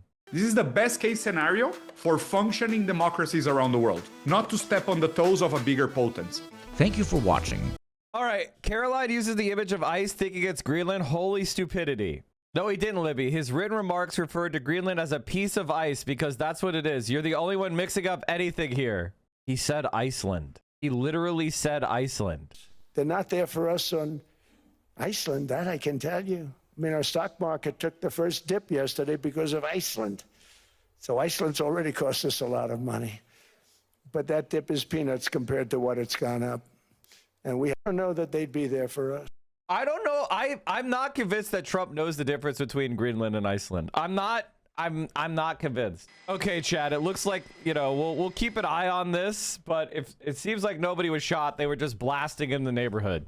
How are the markets doing today? EU's freezes work on U.S. trade deal indefinitely after Trump's Greenland and tariff threats. A key group of European Parliament members blocked a vote to ratify a U.S.-European trade deal Wednesday after President Donald Trump threatened to take over Greenland and charge as much as 35% tariff on countries opposed to his ambitions. EU-U.S. deal on ice indefinitely, said Bernd Lang, chair of the Parliament's Trade Committee, said in a post on X. It's unclear if the entire trade agreement, which called for 50% tariffs on European goods shipping to the U.S., has been called off, or if parts that had already gone into effect will remain that way. The EU and U.S. came to a preliminary deal in July, putting much of that into effect before it was signed. Trump told the World Economic Forum that he did not intend to use force to acquire Greenland, but he emphasized repeatedly a demand that Europe effectively give Greenland to the United States. He wants to have Greenland as part of the United States as quick as possible, and he wants to have a table where we could discuss about the price he wants to buy. The meme is spreading.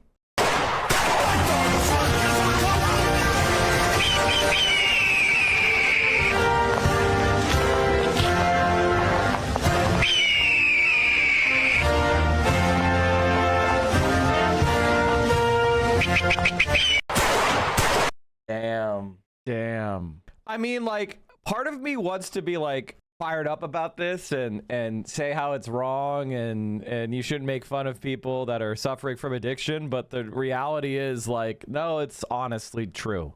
Just drive around LA. You'll see a lot of anti-leans. You'll see a lot. It's not false. And like, if you're offended by that, be less offended at these kids and more offended that your country sucks. Speaking of Caroline, she lost your vote for Congress. Okay, it seems a lot of you. There are so many things on the internet.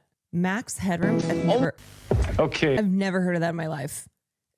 Truly. Really? God, Caroline, sometimes Caroline acts like she's older than me. You know what I mean? It's like, come on. Truly, truly, there are endless. I made a video saying he was about to backtrack and people call me mentally ill. Maybe I am, but it's clearly unrelated.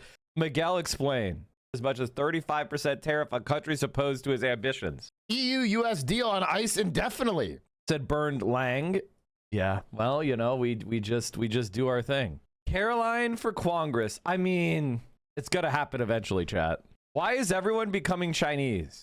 Right now. And as someone who's been online through the Bing Shilling of it all, I find the shift towards a never before seen favorable view of China really fascinating. On the surface, it's a funny meme, but on a deeper level, I think it reflects a rising disillusionment that people have towards Western legitimacy amidst deteriorating material conditions. Anti-China sentiment in the West has existed for centuries, but has shifted from plain xenophobia to political strategy in the past 2 decades. As China rose in economic and military power, it ended America's reign as the sole global superpower. And so it became favorable to spread narratives of fear and suspicion to limit its influence. China in Western media was framed as a foil to the US. Where America was free, China was repressive. And this narrative held strong for a really long time, not just because of the messaging alone, but because people's material conditions supported it. After the adoption of Keynesian economic policies post-World War II, middle-class American life did indeed look like— wow, she's really going deep.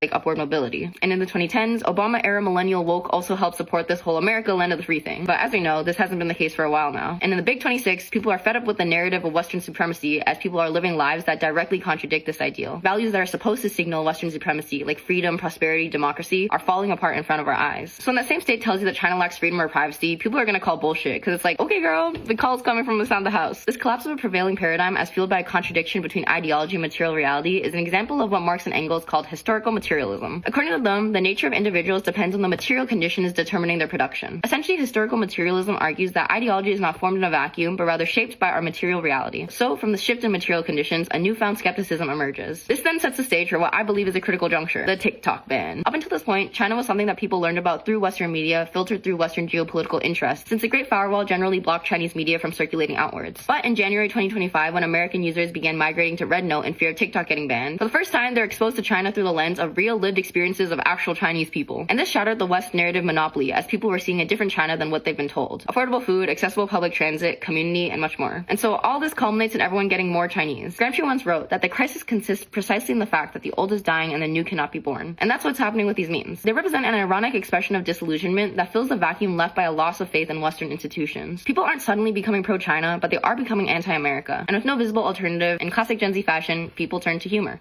So everyone seems to be at a very Chinese point in their lives right now. I mean, I do think that there's also tangible material improvements happening because of China.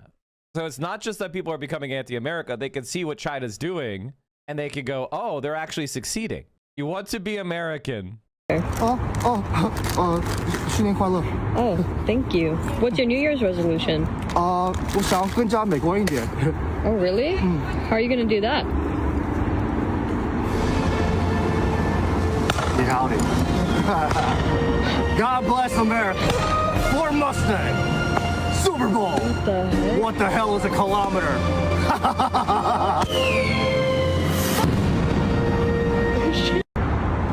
Hey, Jay. I do think eating Cheetos with chopsticks is kind of an advanced move and a correct move. I mean, I'm not going to do it. I could just say it makes sense. I'm not going to actually do it, but I'm going to get my greasy, fat, white fingers into the Cheetos packaging. Why will China win? A win that is underappreciated, and it's that the younger generations of Americans love China. China has psychologically imprinted on us in a way that's I'm sorry, but this is listen, I like Jessica, but I don't think it's psychological imprinting. I think people see high-speed trains and they go, wow, and they see the Chinese cities and they go, wow, there's no homelessness, and they're fixing the potholes, and you can rent an apartment for $150 a month, and they can see the, you know, all the improvements, like the pollution is getting cleaned up. 10 years ago, the cities were very polluted. Now they've gotten a lot more clean. You see China not supporting Israel's genocide. You see China not invading countries around them, but investing in their own people. You see them going after tech bros and banning Bitcoin. And you're going, wow. You see them executing billionaires when they do scams. It seems like accountability exists for the rich in China. It seems like regular people's lives are getting better. Meanwhile, in America, we're falling behind. We're buried in student debt. We can't afford homes. I mean, like, to buy an average home in Los Angeles right now, you need to make around $250,000 to be able to comfortably afford the cost of that home. That is an average home. And the average price of a home, I think, in Los Angeles is like, what, 1.1 million? And that's for like a small house, because houses in Los Angeles are small. So we're talking about a 2 or maybe 3 bedroom if you're lucky. So for the average, I mean, that's insane. And because it's over $1 million, it means it's a jumbo loan, which means you need 20% down. So I hope you have, $200,000 in cash to put as a down payment. Okay, this is just a Chinese girl. Reversible, I fear. Picture it. You're an American child. You get in trouble for something. Your parents are stressed. They can't pay the bills. They're taking it out on you. There's not going to be an apology or an explanation. You're going to get sent to your room, teary-eyed, with a hurting heart, because the person that's supposed to make you feel safe and protected in the world is angry at you and the world. And so you get sent to your room for a while to play by yourself. And what do? You grab a toy. And what does the toy say on it? It says made in China. When no one was there for you. China was there for you. China was there for me. I love China. Why wouldn't I love China?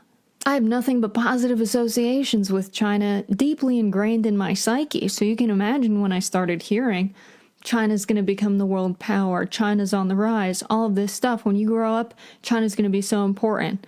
I was like, I know.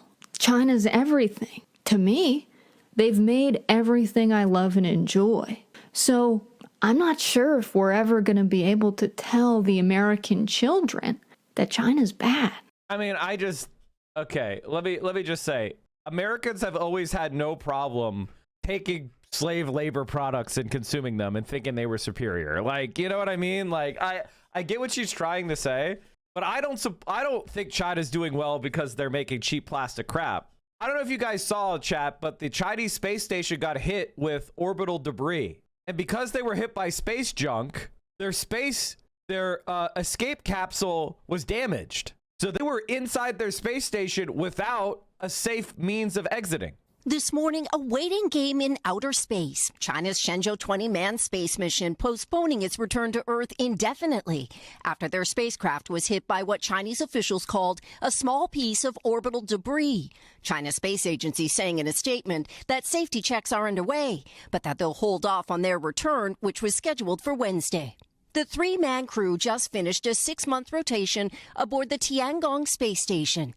The youngest on board, Wang Jie, saying, please rest assured that we are feeling great. But these delays can take a toll. American astronauts Butch Wilmore and Sonny Williams were in space for nearly 10 months.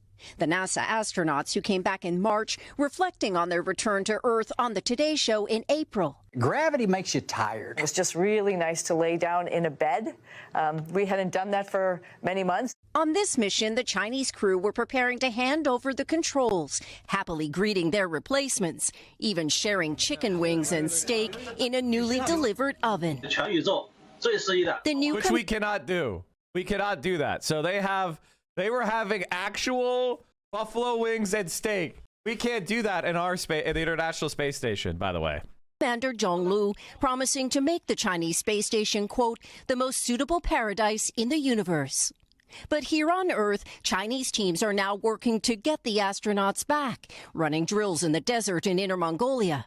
This Chinese delay highlighting the danger of increasing amounts of space debris, known as space junk. Spacecraft do get debris hits. I worked on the Hubble Space Telescope during my missions, and there was evidence on the telescope of debris strikes. Space shuttle would get hit. The space station has been hit. The risks only growing as the skies above Earth become more crowded. So much space junk up there. So, I mean, Janice, what happens if they can't use their ship? So they couldn't use the ship, but China launched the fastest rescue mission. I didn't even cover it. A spacecraft to allow them to bring 3 astronauts stuck in the country's space station back to Earth.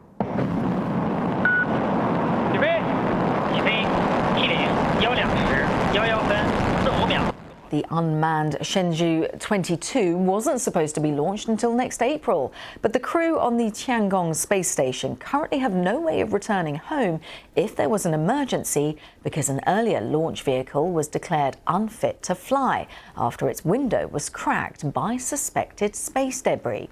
Well, Chinese state TV showed the 3 astronauts on board closely watching the launch. Space officials still have to work out how to handle the damaged vessel. Some experts have suggested it could be undocked from Tiangong and deorbited over the Pacific. Well, our China correspondent Stephen McDonald says that there's a sense of relief all round after the successful launch. Less concerned now than they were before today's successful launch. I mean, perhaps what I should do is just go through the sequence of events so people understand what's happened. 3 astronauts on the Tiangong station, and they've got their vessel ready to go back. Along comes the next crew. They dock at the station. Shake hands, see you later, time for you to take over, we're out of here. But unfortunately, their vessel that they were supposed to use to go home in had been hit by a bit of debris, apparently, possibly space junk, something along those lines, potentially smashing a window. So they had no way to use that vehicle to go home. They took the new crew's vessel back, leaving the new crew up there with no way of returning to Earth. It's not so worrying because they're not due to come back till next April. But what if there's an emergency? What if something went wrong with the Tiangong space station? What if one of them had an injury or something like that and they've got to get out of there? Would be feeling much better today, because what's happened is a rocket has taken off from Western China and a new module has now successfully docked on the station, giving them the ability to return home next year. As for the broken vessel, well, there are 2 possibilities apparently. Even to get it back to Earth, it has to be repaired. There's some talk of just taking it off the station and cutting it loose in space because it's occupying one of the docking stations. The problem with that, of course, is that that's yet another piece of space junk. And remember that it could be something like that which has hit this capsule in the first place, which has damaged it and rendered it unusable. But either way, it's good news for those 3 astronauts, or taikonauts as they're. And that broken vessel was recovered. And that happened yesterday, which is why I'm bringing this up.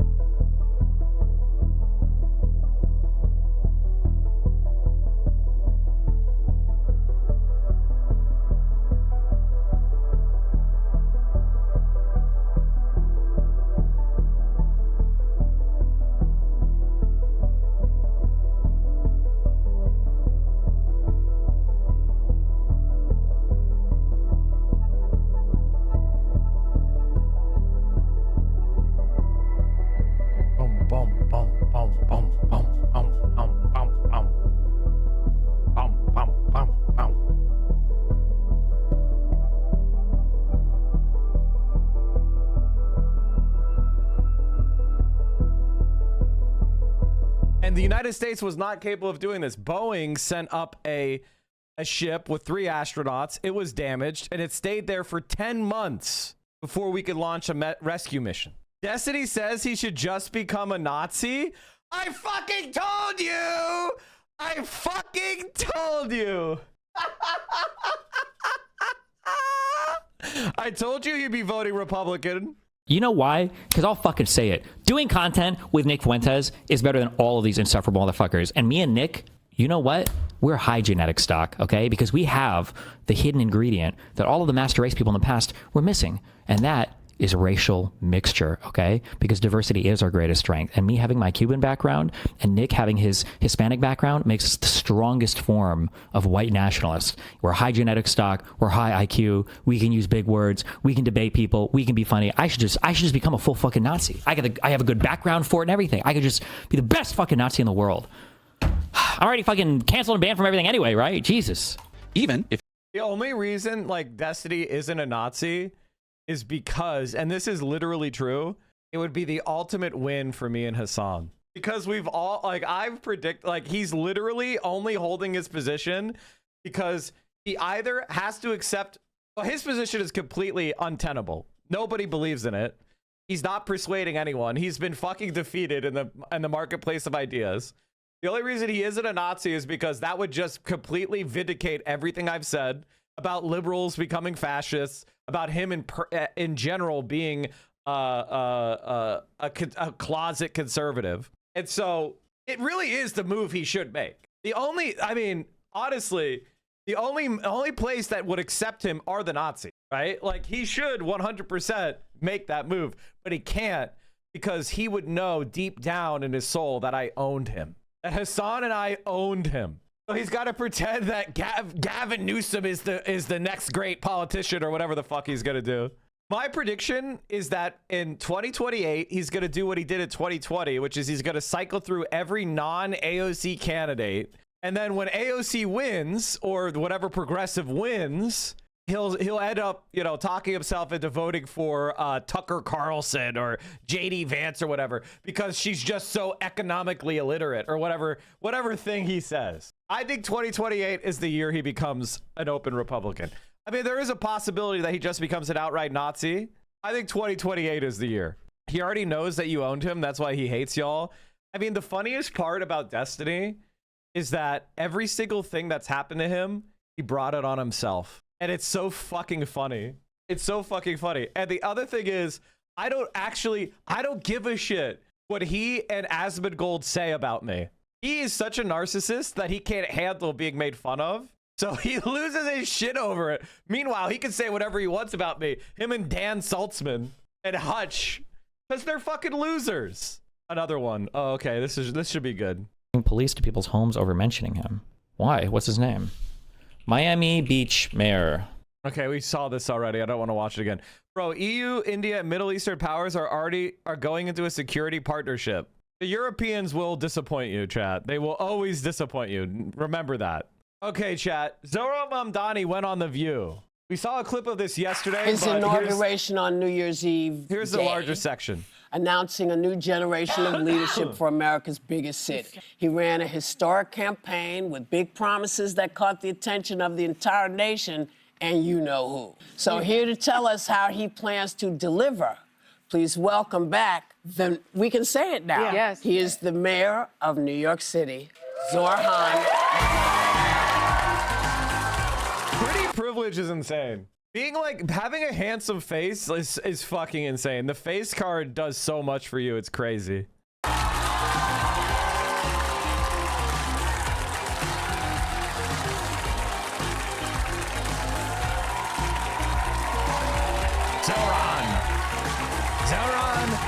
Mamdani. It's Mamdani.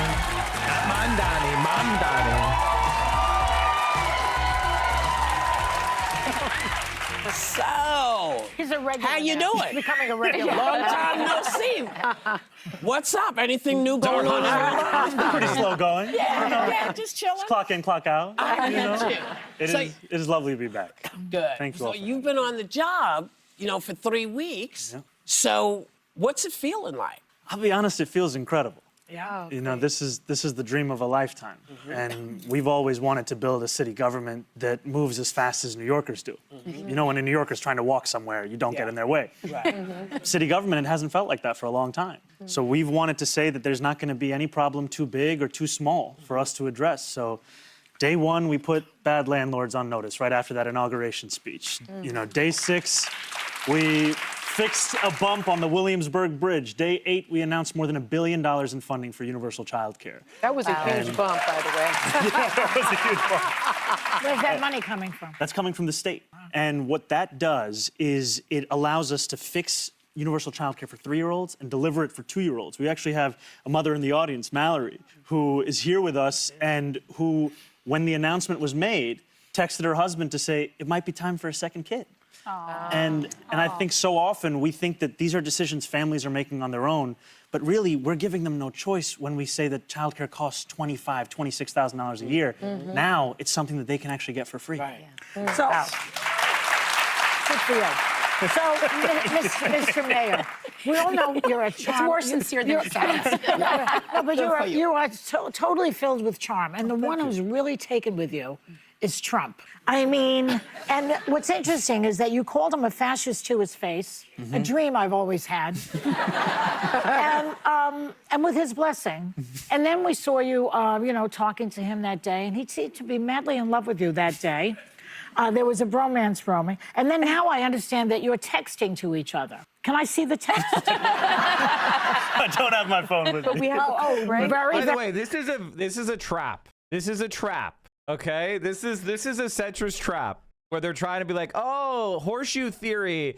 You know, the far left and the far right, they like each other. This is a trap, right? Because the average everyday Democrat despises Trump. So they're trying to be like, oh, you love Trump, don't you? You like Trump. That's the plan. That's their like little strategy.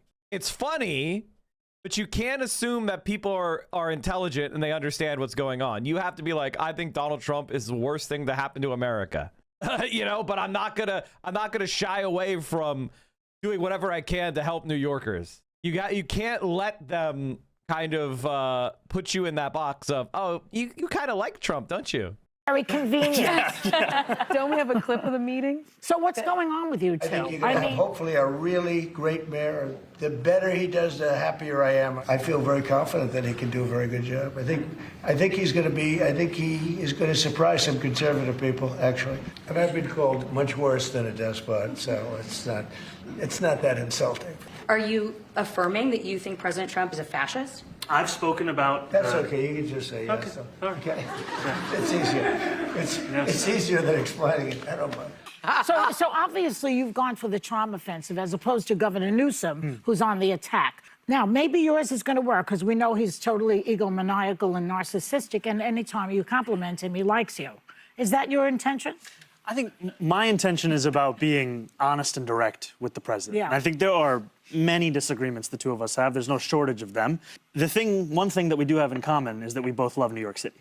We're both New Yorkers. Yeah. And so for that entire meeting, I made the case about this city and what it can look like for this city if it's a place that New Yorkers can afford or if it's a place that they're pushed out of. And every single policy that the federal administration puts forward, it has impacts on this city. Do you think he cares really about New York City? And do you have an award for him? I don't have an award. Don't have an award. What I will say, though, is that I'm going to exhaust every possibility. I mean, when New Yorkers elect a mayor, they're looking for someone who's going to turn over every leaf to see what is something they can do for the city. That's what I'm going to do. All right. Well, good luck. She also meant that. Yeah, I appreciate the translation. Mr. Mayor, and I love saying that. Thank you. Mr. Mayor, let's talk about the unfortunate situation unfolding in Minnesota since the fatal ICE shooting of Renee Good, which bluntly called a murder. The Trump administration is reportedly readying troops for deployment and investigating the Democratic mayor of Minneapolis and the governor of Minnesota for impeding immigration. How are you reacting to everything that you are seeing? And importantly, do you worry they'll target New York and you? Look, I think first, I don't know how else to describe what we saw. People ask me, why did I say the word murder? I asked them to look at that video and tell me what they would call it. Right. And we are being asked to not believe our own eyes. It's time to be truthful with people. It is terrifying to see what's happening there. And it's terrifying to see all of this happening in the name of public safety. And I've said this directly to the president, that these ICE raids, they are cruel, they are inhumane. They do nothing to deliver that public safety. In fact, what they do is leave a sense of fear amongst so many. Correct. And, I represent a city of 8.5 million people. More than 3 million New Yorkers are immigrants. I'm one of them. And what we've seen this administration do is transform the very places that we used to associate with the American dream. 26 Federal Plaza, you go there, your citizenship interview, you hope you can start to call yourself an American. Now it's the sign of the American nightmare. It's where people go there for what should be a routine immigration check-in. They don't know if they're going to get detained or deported. And so my job is to stand up for those New Yorkers, stand up for every New Yorker, and to say that we're going to use every tool at our disposal to ensure that what we're seeing elsewhere is not what we see in this city. What if they send ICE agents here Well, that to kind New of York leads City? to my Are you question, because prepared? the president is threatening to cut off significant federal funding to New York City and other sanctuary cities next month, arguing you're protecting criminals. Is he trying to coerce you to cooperate with ICE? And how will you respond if he makes good on that funding threat? Well, what I've said is that our values and our laws, they're not bargaining chips. I'm not looking to have a negotiation with New Yorkers' lives. We're talking about sanctuary city policies. These are policies that used to be defended by Republicans and Democrats alike, ones that keep New Yorkers safe. And I've told the president this directly, which is that what we are talking about is not people who are convicted of serious crimes. We're talking about people whose crime simply seems to be being in New York City. And if they were to make good on this threat, it would rip the civic fabric of the city apart. And so we're going to use every tool, whether that means the tools of city government, the tools of the court, to make our case directly. They're trying that in Minnesota. It's not working. Yeah. They're overrun by these government agents. So what are we going to do? Masked agents. Yeah, I mean, I think this is the other thing, just masked agents. Yeah. Yeah. You know, I am trying to inspire amongst New Yorkers a sense of faith and belief in what government can do. And it's very hard to do that when they look at masked agents and see them as another face of a similar government. Because then they ask themselves, am I supposed to trust or am I supposed to fear? Mm-hmm. And what we want is for New Yorkers to be able to look to government as a place to solve their problems, not as a place that creates them. And I think, you know, And Mr. Mayor, if I could jump in, some of your appointees have come under fire for past social media posts. This often happens when new administrations come in. Your new chief equity officer made several now deleted comments disparaging liberal white women. Your tenant advocate tweeted that home ownership was a weapon of white supremacy and called to elect more communists, among other posts. What message do you think this conveys to New Yorkers, and how would you push back on this? So what I would say is that if you want to know my views or my opinions, you'll find them in my words as the mayor of New York City. And I am someone who's looking to make this a city that every New Yorker can afford. That includes those who are tenants, those who are homeowners, those who aspire to be homeowners. Mm-hmm. Because from this, we find that stability. And I think, frankly, what New Yorkers are also looking for are the outcomes. And that's what I care about, the outcomes and the excellence we deliver. And so, one example, the mayor's office to protect tenants, the executive director that we hired about 20 days ago. In those 20 days, we have taken on a landlord that had more violations than I could count. And we have secured $30 million in guaranteed repairs for thousands of those violations. And sometimes when a politician tells you this, it sounds intangible. It just sounds like stats and statistics that you'll never feel and know. We have someone in the audience, Josie, who was a tenant that I met on that first day I was the mayor. I went into her apartment. She showed me living conditions that no one should ever see in this city. And I could see and feel the rust falling off my hands. And I asked her, how long have you been living with this? And she pointed at her 20-something-year-old son and said, before he was born. Wow. And now that $30 million, that commitment, that's going to fix her apartment and so many other tenants' apartments. So in other words, I don't give a shit about old tweets. Shut the fuck up. We live in the age of Trump. How about I talk about how we're fixing apartments up? And notice how he doesn't act guilty or caught or apologetic. He's just like, she's fucking awesome. Look what she's doing. The outcomes are amazing. This is 2026. We've all made dumb posts on social media. Who cares? If you want to live in a world where everybody is judged by their dumbest post on social media, you're going to have nothing but fucking weirdos who decided they wanted to be president when they were 5. Okay? I want people that are normal human beings that have passion. You know, I don't want somebody who's so fucking closeted and so fucking bound up and so repressed that they never made a bad post. That's fucking reptilian. All right, the other thing that I saw, chat, is Bernie Sanders went on Stephen Colbert. There you go, Hogwatch. European roaches in the comments aren't saying base Trump anymore. Trump just uploaded this to his Truth Social 2 AI. Chat, Donald Trump is now saying he reached a framework, Greenland deal framework with NATO, backs off Europe tariffs. Taco fucking Trump. So what did they give? What's the supposed deal? All we have is a headline, chat. All we have is a fucking headline. And the stonks are going back up, basically buying back what was sold yesterday. The Taco Trump trade. Dow rallies 600 points after Trump calls off, "We never asked for anything. We probably wouldn't get anything unless I decide to use excessive strength and force, which would be frankly unstoppable, but I won't do that, okay?" Now everyone's saying, oh, good. That's probably the biggest statement I made because people thought I would use force. I don't have to use force. I don't want to use force. I won't use force. While Trump ruled out military action, he did say Wednesday that he was seeking immediate negotiations to once again discuss the acquisition of Greenland by the United States. At the end of the day, the administration's broadly seen a negative market impact. Did I not say this yesterday, chat? Did I not say Donald Trump will see the stock market crashing and then it's the taco Trump? I think the market is kind of relying on the idea that if they just push too far on the tariff threats and whatnot, they'll start pulling back. So basically, they just buy and sell stocks, and Donald Trump will change his policies based on the daily fluctuations of the market. I mean, that's just... What can you even say? What can you even fucking say? You know, chat, I have a lot of fond memories of Bernie Sanders, and he's going to go down in history as a very important figure for the American left. But I'm ready for the next generation. I'm ready for millennials to take the lead. He was the bridge. He was the, like, single candle of socialism flickering in the wind. Now we have bonfires of our own. Now, he helped kindle that roaring fire, but now it's not throwing off enough heat for me. I think we should be forever grateful, but I think it's time, you know. I think it's time. I hope he's grooming a replacement for when he leaves the Senate in Vermont, like an actual Democratic socialist replacement and not just some random Democratic lib. You know, it's very important that you remember that we are Bernie Sanders.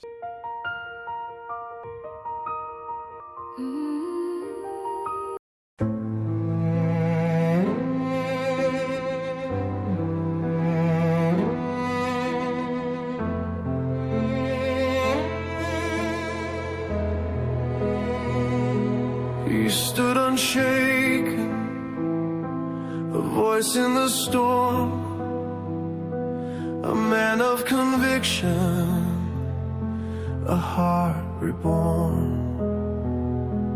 He spoke the truth.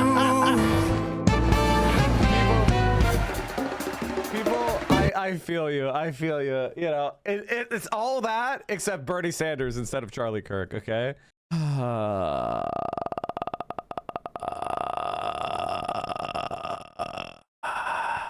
They all hate it when Trump is doing this to a European ally, right? Forget war. It's Tuesday and this afternoon, I have my third meeting this week with EU blue chip companies specifically to look at their current exposure to U.S. tech services like Azure and AWS to discuss how they can plan to move from these services to non-US based solutions, not discounting a move cloud back onto on-premise solutions. This would be billions of dollars annually removed from U.S. companies if just those three. If cloud back on-prem is becoming more and more a common conversation, you're not alone. Godspeed, man. We're also moving from U.S. cloud to alternatives. For the love of God, sovereign cloud solutions from Google, Microsoft, or Amazon are a scam. Don't even suggest that. Why is he so R-worded? For real. He keeps shooting himself on the foot with the stupid shit he says and does. He could have the whole world sucking up to him, yet he chooses to act like a... I am starting to root for an impeachment. He's becoming unbearable and keeps damaging the anti-woke culture. The anti-woke culture. There is no anti-woke culture. There is nothing. You guys don't exist. You only exist in reaction to us. It's like one of those channels that constantly makes videos about how Star Wars is woke, but they play every video game, they watch every show, they watch every movie. Ugh. All right, chat. Well, I've stayed on as long as I can, but... Oh, okay. I guess we can make fun of Asmongold chatters. There you go, Hogwatch. European roaches in the comments aren't saying base Trump. Did you watch the Red Letter Media analyzing Deep Space Nine recently? I think the first episode of that sucked. I usually am kind of an RLM defender, but their first video on Deep Space Nine was bad. It was bad, which I was surprised because I really liked their deep dive into TNG. Their deep dive on season 1 of TNG was fucking based. But that video was like... it was boring, and it wasn't really, they didn't really talk about the episodes with any depth. It was actually it was actually one of the worst videos I think I've seen of them. It was actually bad. So maybe the new episodes are good. Maybe the season 2 analysis will be good. I hope. It sucked because Rich didn't even rewatch the show. You should make a political Star Trek vid and pull the normies in. There is somebody on TikTok chat who does that for Star Wars.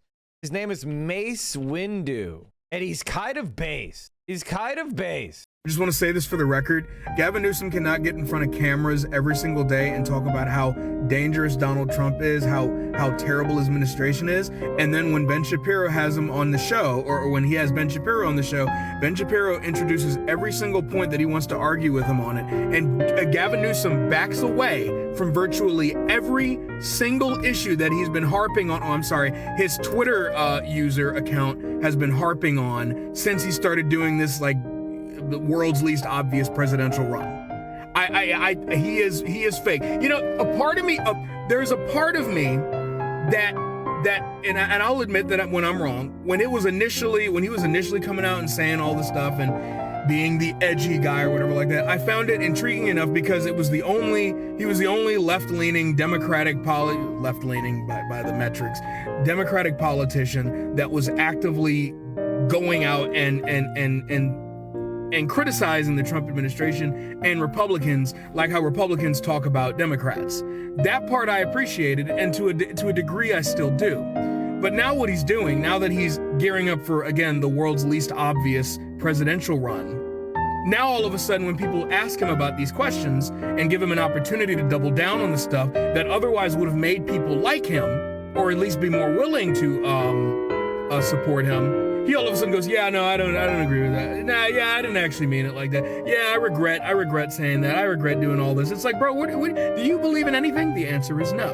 The answer is no. And based on what we've seen so far, it's incredibly irresponsible to anoint him the Democratic nominee 2 years before any vote would be casted for him. It is incredibly naive. Democratic politicians are going to be lining up in the 2028 elections when they're coming around. It is extremely annoying and lame to be like, yeah, Gavin Newsom is the only choice, and if you don't like it, you're un-American and you don't. It's like, are we dead ass? Are we serious, right? Too many potential candidates that are way more along the lines of what we want in a candidate. For you to go, yeah, we need Gavin Newsom because, I don't know, he's mean on Twitter. And he's not even authentically mean. I just want to say this for the record. Gavin. So this guy's pretty based. Newsom cannot get in front of I've been camera. liking this guy. So for the chatter who was like, you should make pop culture videos from a leftist perspective, I'm like, I kind of like this guy. Kind of does it. He's pretty popular. 1.3 million. I need to like jack his strats because he's pretty good. I think one of the things he does correct is posts a lot. You know, like I need to do this. Post a lot. All right, chatty. That's going to be it for me today. Hope you enjoyed the stream. Oh, before you go, I want to make sure you guys are checking out the YouTube videos. Make sure that you are lower tariffs. I posted a video why Canada is right to partner with China. So you should go like, comment, subscribe. Make sure whenever you see my YouTube channel videos pop up on your feed or your recommendeds, you're clicking and watching the whole video. It makes a big, big difference in the algorithm. We just had a video go viral in China. YouTube fucking hates me. They fucking hate me. It's very obvious that there's some sort of like depression happening on my channel because YouTube does not like me. They do not like me because I'll have like 10,000 people searching up my video and they're not recommending it on other Chinese videos. It's like very fucking weird. So that's only, I mean, it's weird. It's weird. Mike, we're about to have an epic ice storm. Oh yeah, I saw that. The South is fucked. The South is completely fucked. All right, everybody. Thank you so much for all the support. I'll see you guys. I'm sorry I forgot to shill today. Oh well. Thanks so much for all your support. I'll be back tomorrow. Free Palestine. See you tomorrow. Peace.